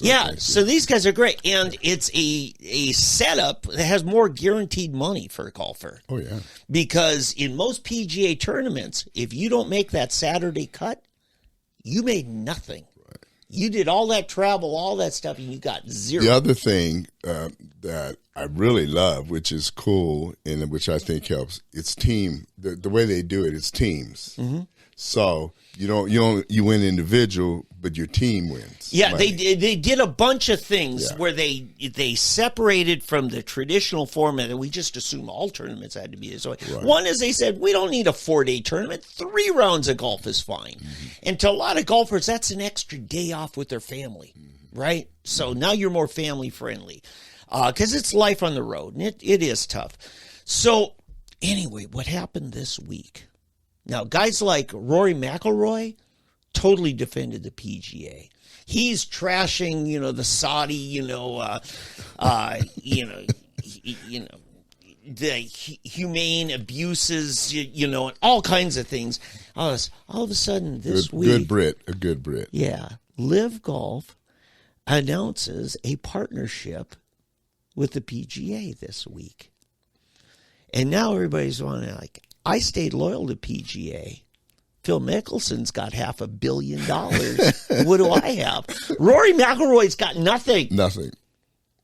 No. And all these other guys who got, 8, 9 figure, 10, half of a 10 figure, signing bonus. Like Koepka, Brooks Koepka. Yeah. He got, what is it? I think he got let's just say $100 million. I think that's about right. At 90, it's 90 something, but I'm going to round it up to 100 million. Yeah. Plus, he got because he just won. He just won the PGA. The PGA. Yeah, and he's won several other PGA tournaments. I mean, he's winning on both sides. Yeah. So he's making all kinds of money on both sides. Yeah. You know, so I mean, it's just crazy. And these guys are looking at it, watching TV. You know, they're watching it. The PGA guys are watching the live. Oh, yeah. And they're sitting there, are you kidding me? This guy's making all this money. And then he comes over here and I'm playing against him and he's beating us again. You know, yeah, it is. So the live golf guys got the best of both worlds because this year they're still doing their separate tours. Yeah. But the live golf guys have that guaranteed money. They're in that. And they no longer have the lifetime ban. Now, we're still waiting on details on this. Mm-hmm. The funny thing is now, the Saudis now own a stake of the PGA after the PGA is trashing them for being such abusers of human rights. They're now taking that Saudi money. Yeah, yeah. You know? Now they're abusing the PGA. Yeah. More human rights. But the problem now is the PGA now controls live golf. We no longer have that competition that I so value. Yeah. Yeah, I hate monopolies. Yeah. I like healthy competition because the consumer benefits from it. What it reminds me of, the closest thing to it, well, there are two examples, is the old AFC, NFC. Yeah. Or AFL, NFL. There you go. Which Football, became the AFC, NFC. Which was the 60s when you were a teenager. Right. Are they still going to call it live? Are they still calling it live? The details aren't out yet. See, that's what I want to know. Are they going to like have some live tournaments? Because I'll be honest, it was a different feel. Mm-hmm. Like I said, the team, like they had team names. They had team names, and mm-hmm. when you looked at the board, mm-hmm. it showed they had a little emblem. Yeah. For the teams and how the teams were doing. Yeah. And so you were hoping your guy would win, and then because you would get points, and whichever team won, they would. It's kind of like Grand Prix. Yeah. The racing teams. Yes. Like the racing team would win. McLaren, Ford would win. Or Ferrari. Mm-hmm. The team, when the team wins money, they spread it among all of the drivers. Mm-hmm. So even you could have a second and third or second and fourth drivers for the year, mm-hmm. and this could have a 1 and a 12. Oh yeah, and a 2 and 3 would win. The team would overall win. Yeah. So that's what. But it was great because after every turn they show the teams together and they do little clips behind the scene of the teams together and the stuff they're doing together. Yeah, and they're wearing the same shirts. I mean, it's not too much different than your local bowling league, right? Yeah. Except that they put more emphasis on who won the individual than your bowling league. Exactly. But so that was really, I thought that was a really cool thing. And it seemed like the fans were more involved. Yeah, they need to be quiet. But there's places off away from the play where they'll have rock concerts going on. Yeah, but and kids zones with entertainment for kids. The one I saw, but maybe it's just Australia. Maybe that's how they are. Mm-hmm. But those people were rowdy. I mean, they were yelling most of the time, except when the guys were actually teeing. Yeah. The rest of the time, people are just yelling. Oh yeah, it was just wild. Yeah, in fact, their motto is pro golf but louder. That fits because it sure was louder. It was something else, and the people were like right there. They had like usually in the PGA they've got the stands kind of way back and like on one side. Well, this was like you were in a trough almost, with bleachers on both sides and behind, and you're like teeing off from in between, like a corral almost, Mm-hmm. So it was a whole different feel. And I haven't watched golf in a long time, but I started watching live. Oh, yeah. And especially, what's his name? It's the cousin of the former Union quarterback. The kid went to OSU. Gooch. Yeah. Yeah. Taylor. Yeah. Tyler Gooch was the Union quarterback. Taylor is his cousin. Taylor Gooch he won 2 weeks in a row he won. He did, yeah. Singapore and then another one. And Australia, it was Australia and in Singapore. Australia, yeah. And then coming back here, he was a favorite. He didn't have a good week here in Tulsa. But it wasn't bad. He just ended up even, I think, for the, even par. A lot of pressure coming. Oh, yeah. But what he did as kind of the ambassador for the sport, Liv very much benefited from playing up that, hey, this is Tyler's hometown. Yeah. Taylor's hometown. So, yeah, and the other thing that happened there is 4 or 5 of those golfers played for either OU or OSU. So they played up Oklahoma's impact in professional golf, which is more significant than I thought. So the Liv guys were from OU or OSU? There was like 4 or 5 of them. Wow. Yeah. Actually, no, it's 3 were from OSU, which OSU is one of the legacies college golf. Yeah, In fact, I remember 30 years ago, Paul Harvey talking about the university with the most national championships, actually Oklahoma State. And he pointed to all that golf legacy, which they going back several decades. Because I know historically, we're known for wrestling, but now we're becoming known for golf too. Yeah. That's good. That's good. That's great. That's great. It is. And more news. Softball. Yeah. Go ahead. We are known for softball. Because both OU and OSU the last 2 years have been in the World Series, which is hosted in Oklahoma City for the last 30 years. And this year, for the second time in college history, university team got a three-peat. Arizona did back in the early 90s, and now OSU by a mile. You mean OU? Or OU, I'm sorry, yeah. Watch that. OU, yes. Sorry, Sooner fans. So, and listen, those gals are great, and already you got the naysayers, the disgruntled sore losers who are saying, think about it. Here's one of the narratives they said. OU does not play well for the sport because they run up the score. Now, this is the only sport which has rules in place to keep you from running up the score. It's called the mercy rule, the 8-run rule, that if you get out ahead after the 4th inning by 10 runs or after 15 by 8 runs, they'll stop the game at the end of that inning. And they stop a lot of games. Oh yeah, I think OU won, I don't know, 30 or 40 of their 50 games. Oh, they won 61 games. Oh, 61 this season, and several of them run rule stop the game. And so what would have been nice if OSU could have made it to the final? Yeah, OU or OSU. And last year they were so close. And they were the 2 of the top 4 teams, OU and OSU.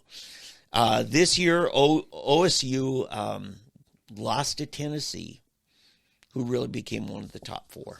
Yeah. I mean, and really, this year, the top 4 teams, I think, did make it. I think we got Stanford, Tennessee, Florida State, and OU. Yeah. And OU just have... And here's the other complaint they're having is OU because too Christian. Oh my goodness, the Christian testimony. Yeah. I mean, all week long you're hearing it. These gals. And Patty Gastelum, she didn't actually say. She says they have to be a good cultural fit for our team, and because I'm telling you, she needs a team that doesn't have the infighting and bickering. She runs a great program. She is considered the best. Remember that coach from, was it Connecticut, the women's coach? I forget her name. But she won, undefeated for 3 or 4 years. In softball or baseball? In basketball. Basketball. Yeah. No, that must have been Tennessee. Maybe I got that. Because Connecticut is known for men's basketball. Yeah, you're right. Yeah, the women's Tennessee. Yeah, the Tennessee. Yeah, and she was really good. Well, no, I can't remember her name. She got Alzheimer's. Yeah. Yeah, I forget her name. But Patty Gasso now has reached that status of a super coach. Right. And down to earth, she hired her husband to be one of her assistant coaches. Smart move for the home, keep the family focused in the same direction. And there's just so many good things. Transfer portal is the other complaint now, because their best pitcher, Stracco, last year was the best pitcher in the Big Ten with Michigan. She had one more year left. Her team was going nowhere.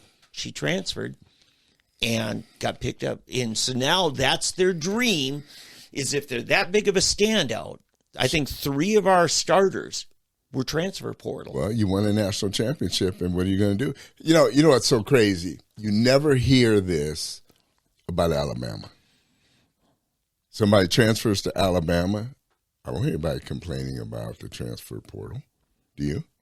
Well, it's a new thing. No, I know, but I mean, I don't hear all these complaints about. I mean, everybody hates Alabama. Yeah.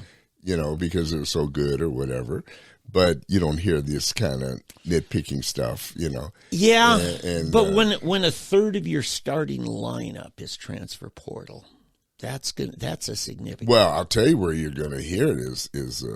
Well, I did hear now. Okay, to be fair, I did hear it from OU fans complaining about USC. Mm-hmm. Because we lost a bunch of guys. Of guys transferred to, and he won the Heisman this year. Yeah, he won the Heisman. Was in Williams, and they were in the playoff, the Final Four. Right. So no, it's a significant thing, and I think you and I have talked about before, between the name, image, likeness issue, which also Stracco, this pitcher out of Michigan. Yeah, she was doing ads during the break between innings. Hi. It's a softball, Yeah. This is now, they are recruiting using money. Yeah, I think they're going to relook at that. See, I don't know if you can put the genie back in the bottle. I don't know either. Because once you do, what about existing contracts for a kid who's still got 3 more years of eligibility? Yeah. So this is going to be a tough thing. Yeah, it is. And I agree with, we talked about Barry Switzer said, look, a lot of these guys are recruited, had nothing. I've been to their home. I've been to that little shack they grew up in. And they come here, and I can't even give them money to do their laundry. Yeah, no, there needed to be a better way to do this. But yeah, and you've talked about how the big money follows what they call skill positions, the ball handling positions. Oh, yeah. Lineman doesn't get squat, And, and you wouldn't have that champion quarterback if he didn't have a good line protecting him. Right. But anyway, so that's it. By the way, our ORU baseball guys found a way to snatch defeat from the jaws of victory last night. They went up 8-0 on Oregon out there in Eugene in the 3rd inning and lost 9-8 in the bottom of the 9th. So are they out of it?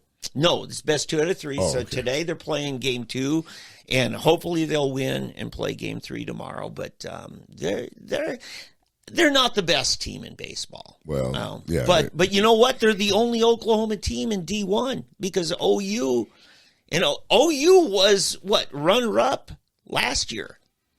Didn't even make it. ORU went to Stillwater for regional, 4th seed, started out by knocking out the OSU Cowboys. Wow. ORU is that great of a baseball program. They've always had a good baseball program. Always, yeah. Been what they've been good for. In fact, their coach was Sonny, whatever it is, when he became the coach of Sonny Holloway. Yeah, he went to OSU. I met him one time. OU. Yes. Yeah, great guy. Yeah, and that's it's just like Bill Self gets snagged to go to a bigger program. Now he's winning national championships for Kansas. Got his start at ORU. Speaking of that, the Stanley Cup playoffs. That's what my next thing was. Oh, is that the next Tell one? me about it.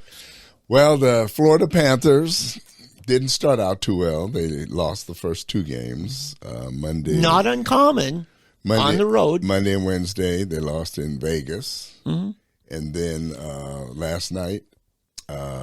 Thursday night. Mm-hmm. So what it would have been Sunday and Tuesday, I guess. And then, it would have been, they're playing again tonight, I guess.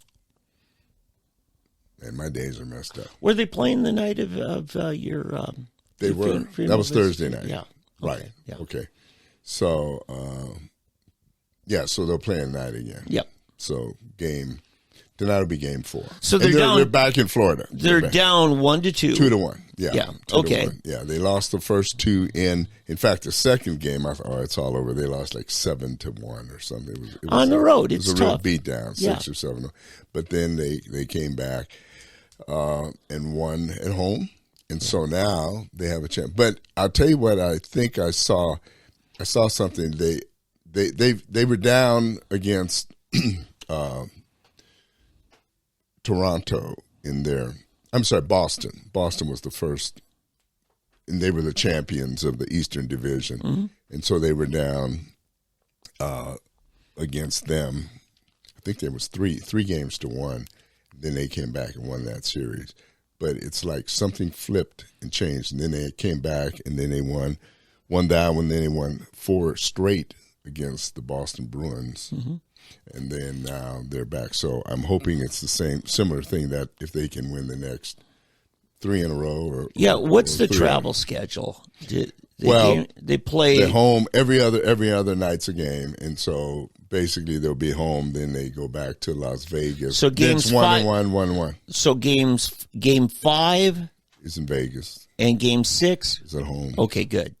And then they would play game 7 in Vegas. Yeah, because years ago, I think in the World Series it was 2, then 2, then 2, and that was a screwball deal because by game 6. Somebody's getting 4 home games. The other guy only got 2. So in baseball, they went 2, 3, and then 2. Oh, yeah, that's right. Yeah, it used to be 2, 3, and 2, yeah. That's how baseball still does I forgot it. Oh, really? Yeah. Oh, okay. And I like that. Yeah, I think it's 2, 1, 1, 1. Yeah, that's right. Okay, so 1, 1, 1. And I like that. Yeah. Because you never want somebody, a chance to win their 4th game out of 6, and 4 of them are on their home. Right. And that's brilliant. It's a little more travel, but you know what? When you're playing the championship, you do what you have to do. Yeah, but our other son, he and his wife are out there. They flew out there. Yeah. This Friday. Is the Coast Guard guy? No, the one from here, Eli. Oh, the one you met the other night. Yeah, sure. The next morning, they flew out there. Oh, great. So they'll be there for the game tonight to see it. Yeah. Good. Good. Now, for those who weren't with us last week, did you want to say anything about what you're referring to? Oh, yeah, my mother passed away. My mother passed away, a week ago, last Tuesday. Yeah. And we had her wake, or I guess you would call it a wake. That's what the Catholics call it. Viewing. Yeah, the viewing. That's the Protestant term. A viewing Thursday night down at Bixby Funeral Home. It was a nice gathering. Got to see some folks there, and I bet your son and daughter-in-law and others. And gracious, it was just a very more intimate setting. But and all the pictures. Saw pictures of a little Eddie with his mother. It was cute. I should have got my camera out and taken them. I could have blackmailed you with some of them. They're in the other room. Well, a couple of them, but anyway, my mom, she was 96. I couldn't talk about it last week. It was still too fresh, too hard. You shared a lot. You really did at the end of the show. Oh, yeah, I couldn't remember. But anyway, So anyway, but then she'll be buried, I think I talked about it in El Paso, Texas, at Fort Bliss with my dad, who's down there. And it's a beautiful program that the VA has done now, where spouses share the burial plot. I think it's a fantastic thing. I've got to commend you, Eddie, on a personal level. I'm from a family of 11. I can't imagine all that responsibility on an only child, and you are now the patriarch. How's it feel? What's weird? Yeah. It's like, it's funny you mention that, because that is the weird thing. In fact, it's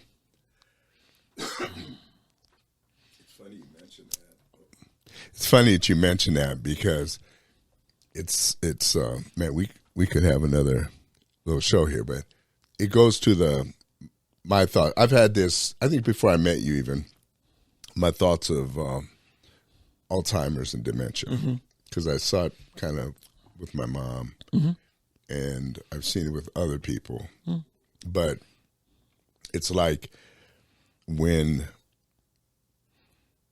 you have a person and that covering is taken off and you're it. It's almost like, no matter, like my mother, she was wheelchair bound. Yeah. She really couldn't do anything substantive. She was 96 years old, Right. one thing, But she was my mom. She was there. Yeah. You know what I mean? Yeah. It was like I could always go talk to her. I could cry to her if I needed to, or if I felt down. Well, there's my mom. Yeah. Her presence. Her presence, right. It's so weird to think of that she looked to me, I was taking care of her, but really in reality, she was still taking care of me in a spiritual, mental kind of way. You know what I mean? Because she was there. She's my mom. Yeah. And what made me think of this was my wife's granddad and her mom. I'm sorry, my wife's granddad, when he passed away, my wife's mother was divorced. Yeah. She had a brother who went off to Australia and disappeared. She never saw him again. Yeah. And she was kind of estranged from her mother and the whole deal. But when her daddy died, within like 6 months, all of a sudden we noticed this behavior change. And that's when she was only 64 when she died. Oh. But the onset of her Alzheimer's began when her dad died. So this is your wife's mother, your mother-in-law. My mother-in-law. You're describing. My mother-in-law. Yeah. A courageous woman. I mean, Yeah. she had a lot of responsibility. Yeah. So she was all by herself, had no one really to take care of her. And she was trying to take care of her mother, Vicky's grandmother. And then when my dad died, this is 20 years ago. Right. All of a sudden I saw my mother trying to juggle so many things. She was by herself there in Texas because her parents were both dead. Her brother had died, the whole deal. They were in Germany. Right. I was going to say, this is a woman who was born and raised in Germany, Right. a German woman by birth. Right. And so she's here, but she's down in Texas. I'm up here. And so she's trying to, I'm helping her with the burial and things, but now she has to take care of all of her whole life. Yeah. And so I started noticing things. She was trying to juggle so much. And that's when I started seeing all of a sudden her mind Yeah. I think it was just overcome with too much. Too much. Trying to carry too much. And that's when she started going into this. Now, I have to give it to her. She did all right for probably 10, 12 years. And then physical things hit her, but then, more and more, just her mind just started, This is a 96-year-old woman. Well, yeah. But I really feel that a lot of the dementia, Alzheimer's and things can be affected by the fact that we lose our safety net. And our minds, some minds are not as strong as others.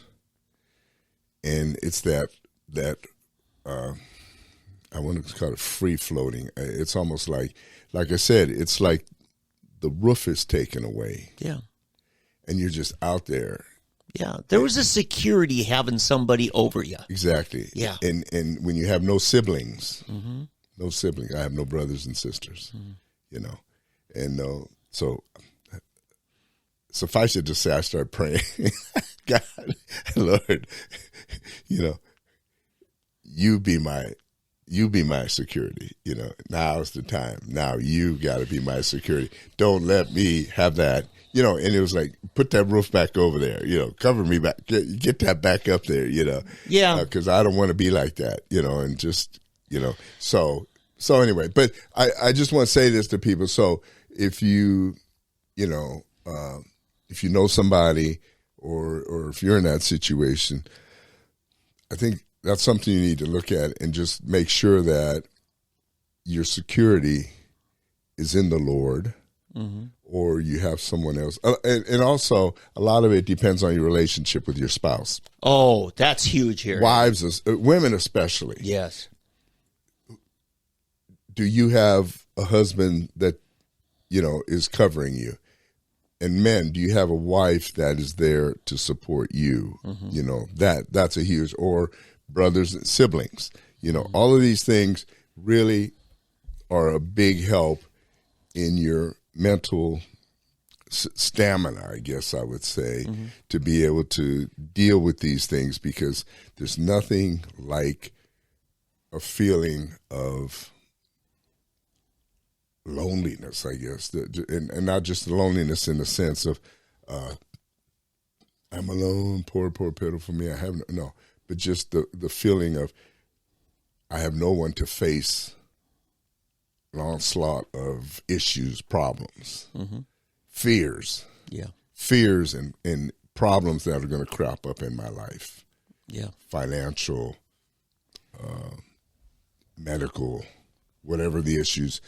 The boogeyman, whatever boogeyman may be out there, all these things, and of course the enemy. Exactly. The enemy is going to make you imagine, real and imagined, that these are, what about this? What about that? What about, and you can just freak out, and what you have to do, this is why your relationship with God is so important. Yeah. I want to say, that's my little. Yeah, Eddie, for the last, maybe 14 years, I've been aware of your voice, your message, just through the radio, first of all, and things. You always came across as a person of rock solid, knows what he believes. Doesn't mean he's always right, but he knows what he believes. Only 99.8. Oh, like me and Rush. Me and Rush Limbaugh. I got to get the hip waders back on. But anyway, me and Rush. But the point, and then now, weekly. Now, again, everything I suspected about you proves to be authentic, and that you know what you believe. And you come across to a lot of people who benefited from your insights and wisdom as somebody who's solid guy, not, stable, not always right, but stable. There is that anxiety, inner anxiety. We always, it's been said about me that I come across as really confident, even though I don't feel very confident. Boy, I can bluff with the best of them.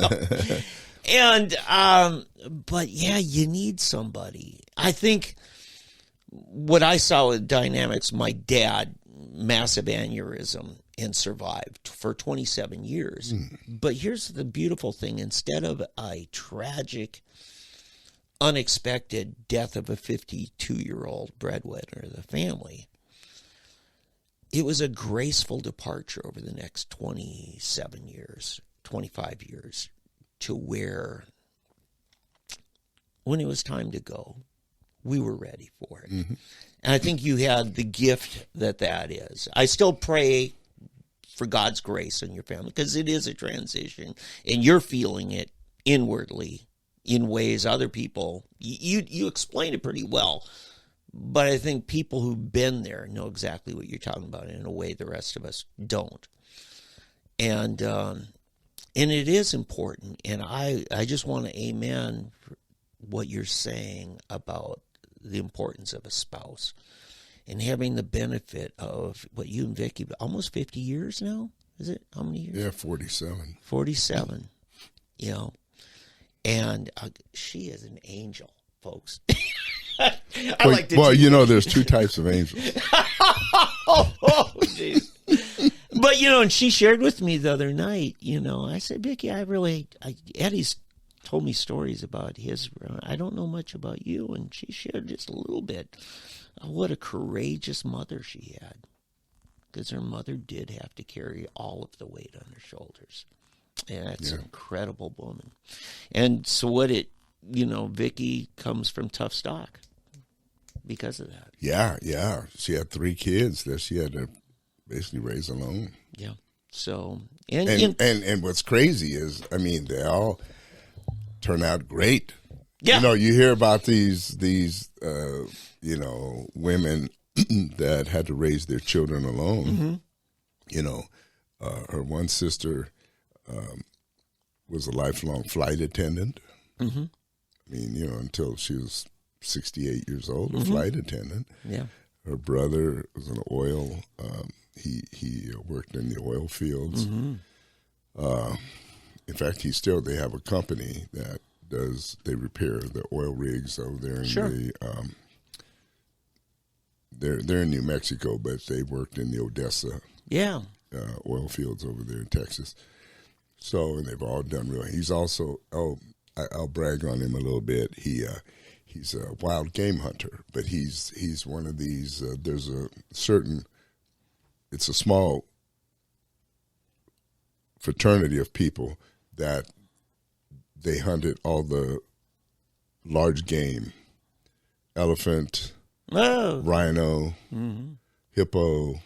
There's certain large game. You got to get one of each one, and he's in that fraternity. Wow! And he's showed us this video of him getting this lion in South Africa. And it's pretty amazing. But anyway, they do it in a humane way, and they have the game preserve people with them to monitor and make sure, you know, it's done the right way. They're not poachers, or they fight the poachers and all, but they have to keep it at a certain level anyway. Sure. But anyway, that's very successful, raised great kids. All her sister, her brother have done just a great, but that's all from that single mom of hers who did a great job.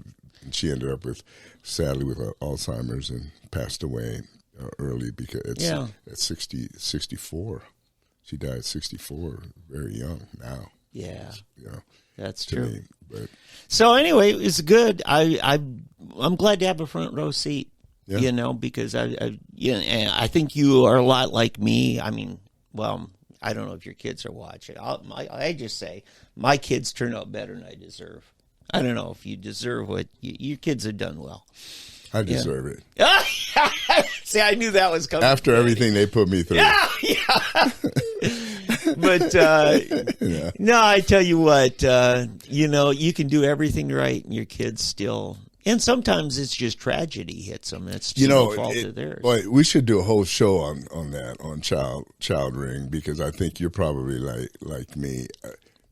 So much of the kids that, I mean, I know it's the grace of God that had us raise children that grew up and are doing well. They believe in and love God. It's funny, they're as politically conservative as I am, which is crazy too. Yeah. You know? They send me stuff all the time. You know, we're always, the whole family, we're sharing these different things, you know. Yeah. But, you know, and so it's interesting how, and it wasn't a deal where we sat them down, you will believe it. In fact, one of the funniest, I have to tell you this story. So my kids grew up overseas, in Holland. They started their schooling in Holland. Yeah. And then we moved to Germany. So I think my daughter was in the 3rd grade. I think she was 8 years old, if I'm not mistaken. She comes home one day, and she takes her they have these little backpack things, the Schultüte, they call it. It's a bag. Anyway, or Tasche, Schultasche. So anyway, she comes in, she takes her little bag, she throws it down. She said, "You cannot believe the nonsense they taught us in school today." My wife and I, what? What are you talking about? I said, "They try to tell us that we come from monkeys." Oh, there you go. An 8-year-old coming in and telling us they try to convince us that we come from monkeys. And my wife and I just sat there and we looked at each other and we just died laughing because, you know, we had never talked about evolution. We had never talked about this and that. But here's an 8-year-old coming in, informing us that this was nonsense, that her teacher was trying to convince her of nonsense, that we come from monkeys. Yeah. And I wish we could have recorded it, and just play it to anybody, that an 8-year-old can come home from school and tell you you can't believe the nonsense they try to teach us today. Yeah, I mean, that's that's one of those moments, precious moments right Absolutely. there. This 8-year-old kid coming in the door, and she took her bag down, just threw it on the couch and said, "You can't believe the nonsense they're trying to teach us today." She was not happy with German schools at the time, but yeah, she's always been like that, just it's amazing. She came to me and she asked me to baptize her and her friend. She said, "I've got a friend and I want you to baptize us." So, okay. Awesome. Okay. So, yeah, it's interesting time. And she's got an incredible witness even today in California in the entertainment industry. And she's friends with one of the presidential candidates, Bobby Kennedy Jr.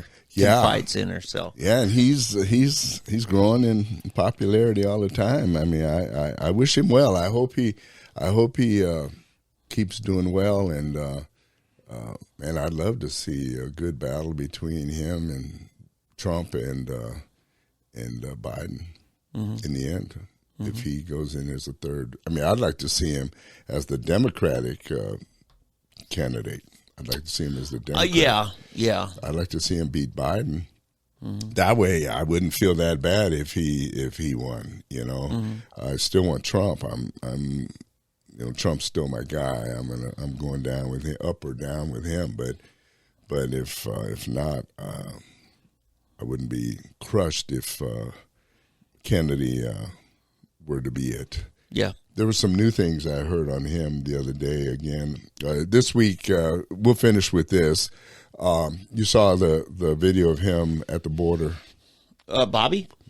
No, I didn't. Yeah, he was at the border, and he was just basically telling everybody, we have got to seal this border. That's a crime against this nation to allow these illegal immigrants. I mean, he was calling it out. He was just saying what it is.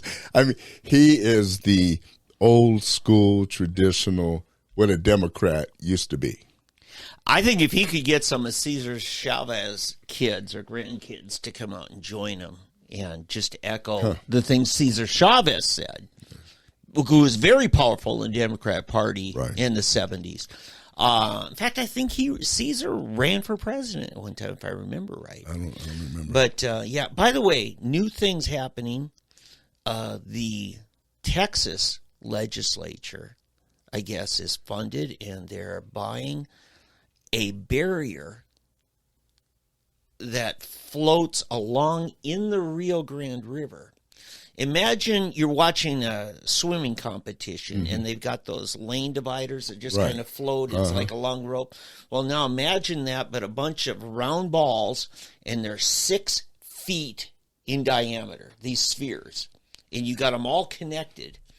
And they're all just floating down the middle of there, and you can't reach up and climb where there's nothing to grab because it spins. Now, I don't know if they have a net underneath so you can't swim under it. Whoa. But it looks like a pretty impressive system, and it'll just be anchored in the middle of the Rio Grande, and it'll just raise and fall with... Wow, that's an interesting concept. Yeah. Trump didn't even think of that. That's... Yeah, significant because... For a good 1,000 miles along the Texas southern border, it's the Rio Grande is the border. Right. And because as soon as they swim and they hit won't the even hard get shore, to the fence. Right. Well, the hard shore is American territory. Right. The hard bank. Right. Yeah, not sandbars, but the hard bank is considered American territory. So this is the thing I'm thinking is going to be significant. And my prediction, Eddie, is you will hear horror stories of people drowning because of those barriers. But you know whose fault that'll be? The person who got in the water. Well, and Mexico for letting them get in the water. Yeah. So it's up to Mexico to keep them out of the water. Yeah. I have to tell you, I don't think Mexican government's a puppet government. Oh, sure. Yeah, they don't care. Yeah, they don't care. The cartels run them. Yeah, they do. Just like the cartels that ran Colombia in the 80s drug war days, you know. And they've got so much money now. They've got from China. The Chinese are paying them to let the fentanyl in. Yeah. So, Yeah. The Chinese are paying the drug cartels, and the drug cartels are paying the government. That's how it works. It's a bad situation. Yeah. Yep.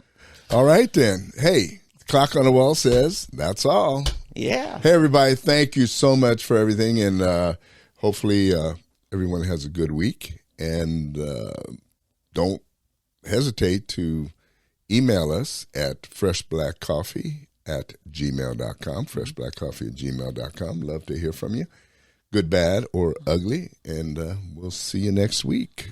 Take care.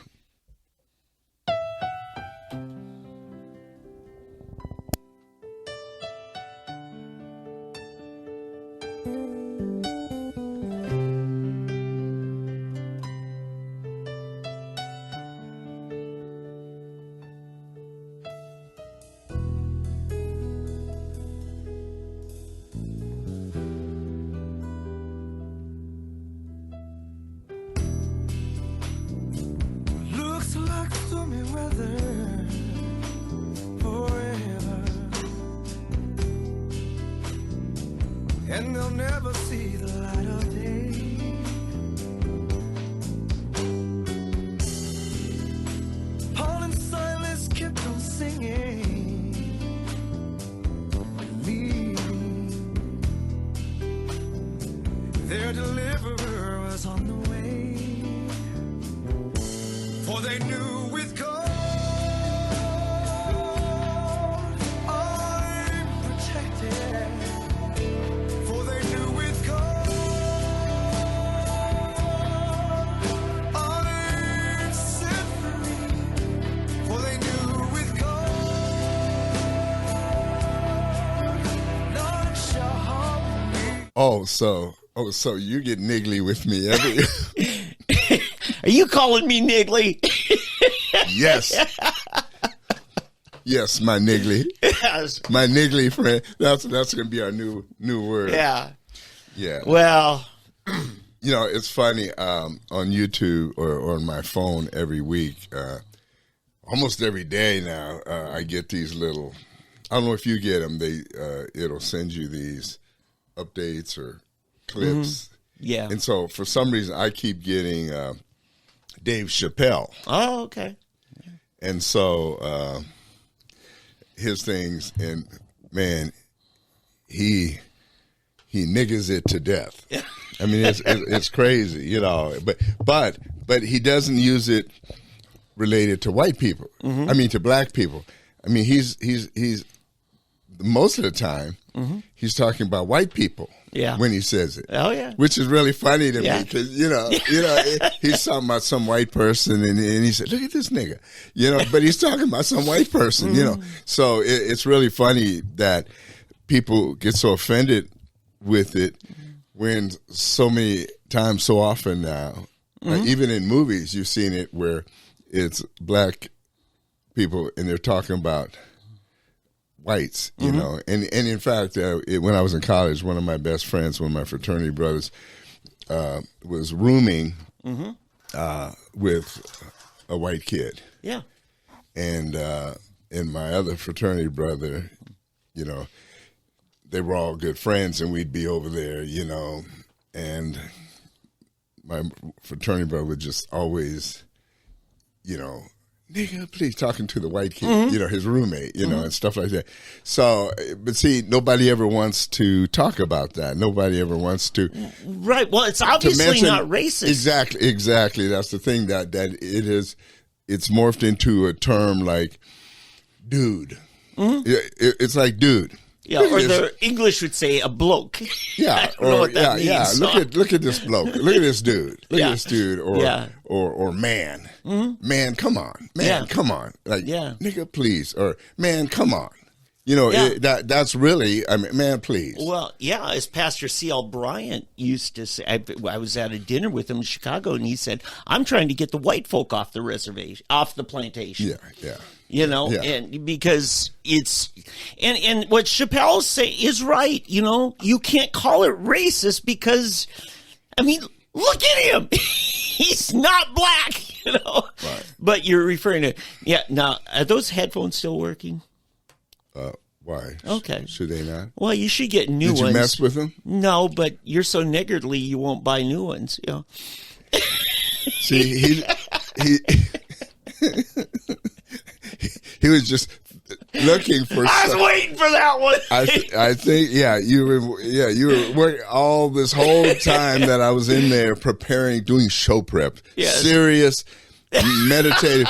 I was in there on my knees, fasting and earnestly, and he was waiting to get me.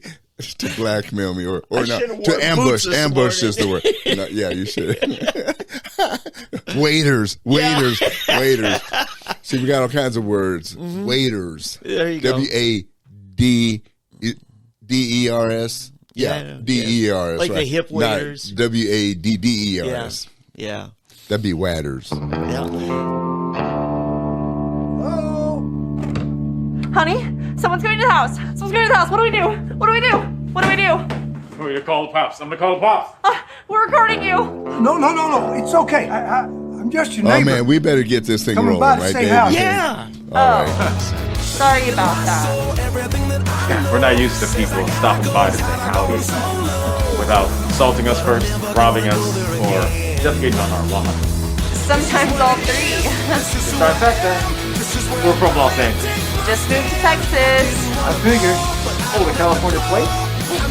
Yeah, mask. Inside your own house. No one else around. 2022. We just want to be yes, extra our safe. weekly intro. We'll make it without masks. We'll probably wear them for the rest of our lives. Michael Tate Buried in them. and the Newsboys. Yeah. Okay. Hey, well, yes, it's been. seemed quite like a lovely couple. Week Like I that's said, been I just anticipated. wanted to drop by and this welcome is you to the neighborhood. Democrats, not last Why? Do you shot. want something? But what they feel No. They're is their I think best he's being shot, friendly. I think. People around here To are get the friendly, man, like we've seen in the movies. DJT. right? I thought that was J. just Trump, make believe, like superheroes with or his- families that go to church. No. That's 31 a myth. counts now they've This is real come life. up with. Of course, I think 26 of the So, 31 or 20-some of the I counts. live in are the that same- house over pretty yonder. much the same. His same name's count, Kevin. you know, but Hi, they Kevin. just I'm Tiffany. She, rehash her. and pull it And in I'm and Steve. remark He, them. him. What are your pronouns? But I it's don't all believe about in these pronouns. documents. And he's think the they're one reductive. and only In fact, just your asking about it person is a to microaggression. Oh my gosh, I am so sorry. I didn't attempted to mean be No, it's okay. convicted, tried I'm just messing with indicted you. I like all pronouns. on this type of case, which is ridiculous. So it's so obvious. It's so I don't blatantly get it. obvious Exactly. what's going on. So, if you need Here, anything, that just they're holler. My trying wife and I'd to be happy to help. Keep him from becoming Baby, president. he has a gun. Oh, absolutely. They I'm know, recording you. especially It's okay. and, It's okay. and what's Just my crazy is sidearm. the harder Everybody they here go has guns. after him, they know the Sorry. harder he's going We to don't come really after them. like guns. If he- There's if he a lot of does crime come. where we're So from. they have to I keep understand. pushing harder and There's harder not a lot and of harder crime and here. harder. And what gets me is Why? Because everybody here has a gun. the harder they go after I him, they don't keep get it. finding Republicans You'll get used to it. But what if and I don't want to get conservative used to people it? that you would at least Guns? People think are walking up to your conservative driveway without masks that, and without pronouns? want to I don't think I can live like Well, this. if it makes you jump feel to more the at other home, side. we just recently This is replaced what a gets lot me. of Now, our they electrical don't grid. blatantly Unreliable go to wind the power. Democrat side, Maybe. but they're like the rats It leading the helps. ship. But honestly, I just Well, no, don't no, think I we're can not do on this. Biden's Where's side, the police but sirens? we Where's do the see helicopters overhead? where there Where's may be the some needles in the culpability street? I or just something like can't this. live And one like of these this. It's so is I don't know if you And know the who buses are so Andrew McCarthy is. Andy McCarthy. He's a lawyer and commentator and a lot of times on Fox News. Well, Yeah. Andrew McCarthy basically is trying to butter his bread on Fox News. That's what he's doing, okay? And he now is coming up with all of the reasons, breaking down the case against Trump, and he's trying to say why he thinks there is some culpability. Are you a purveyor of fine And goods he and a says patron under of quality 31 entertainment? counts of If alleged so, violation be sure to of like, the subscribe, and espionage. comment to support the Espionage fine now. institution Trump, in other known words, as was the Babylon spying on Bear. the US. And if you don't subscribe, you must be one of those unfortunates who can't even afford an in-house Act sommelier. or the willful Speaking of which, retention of national Reginald, bring the security 1906 information Solid as Rock well biscuit to as yourself. one count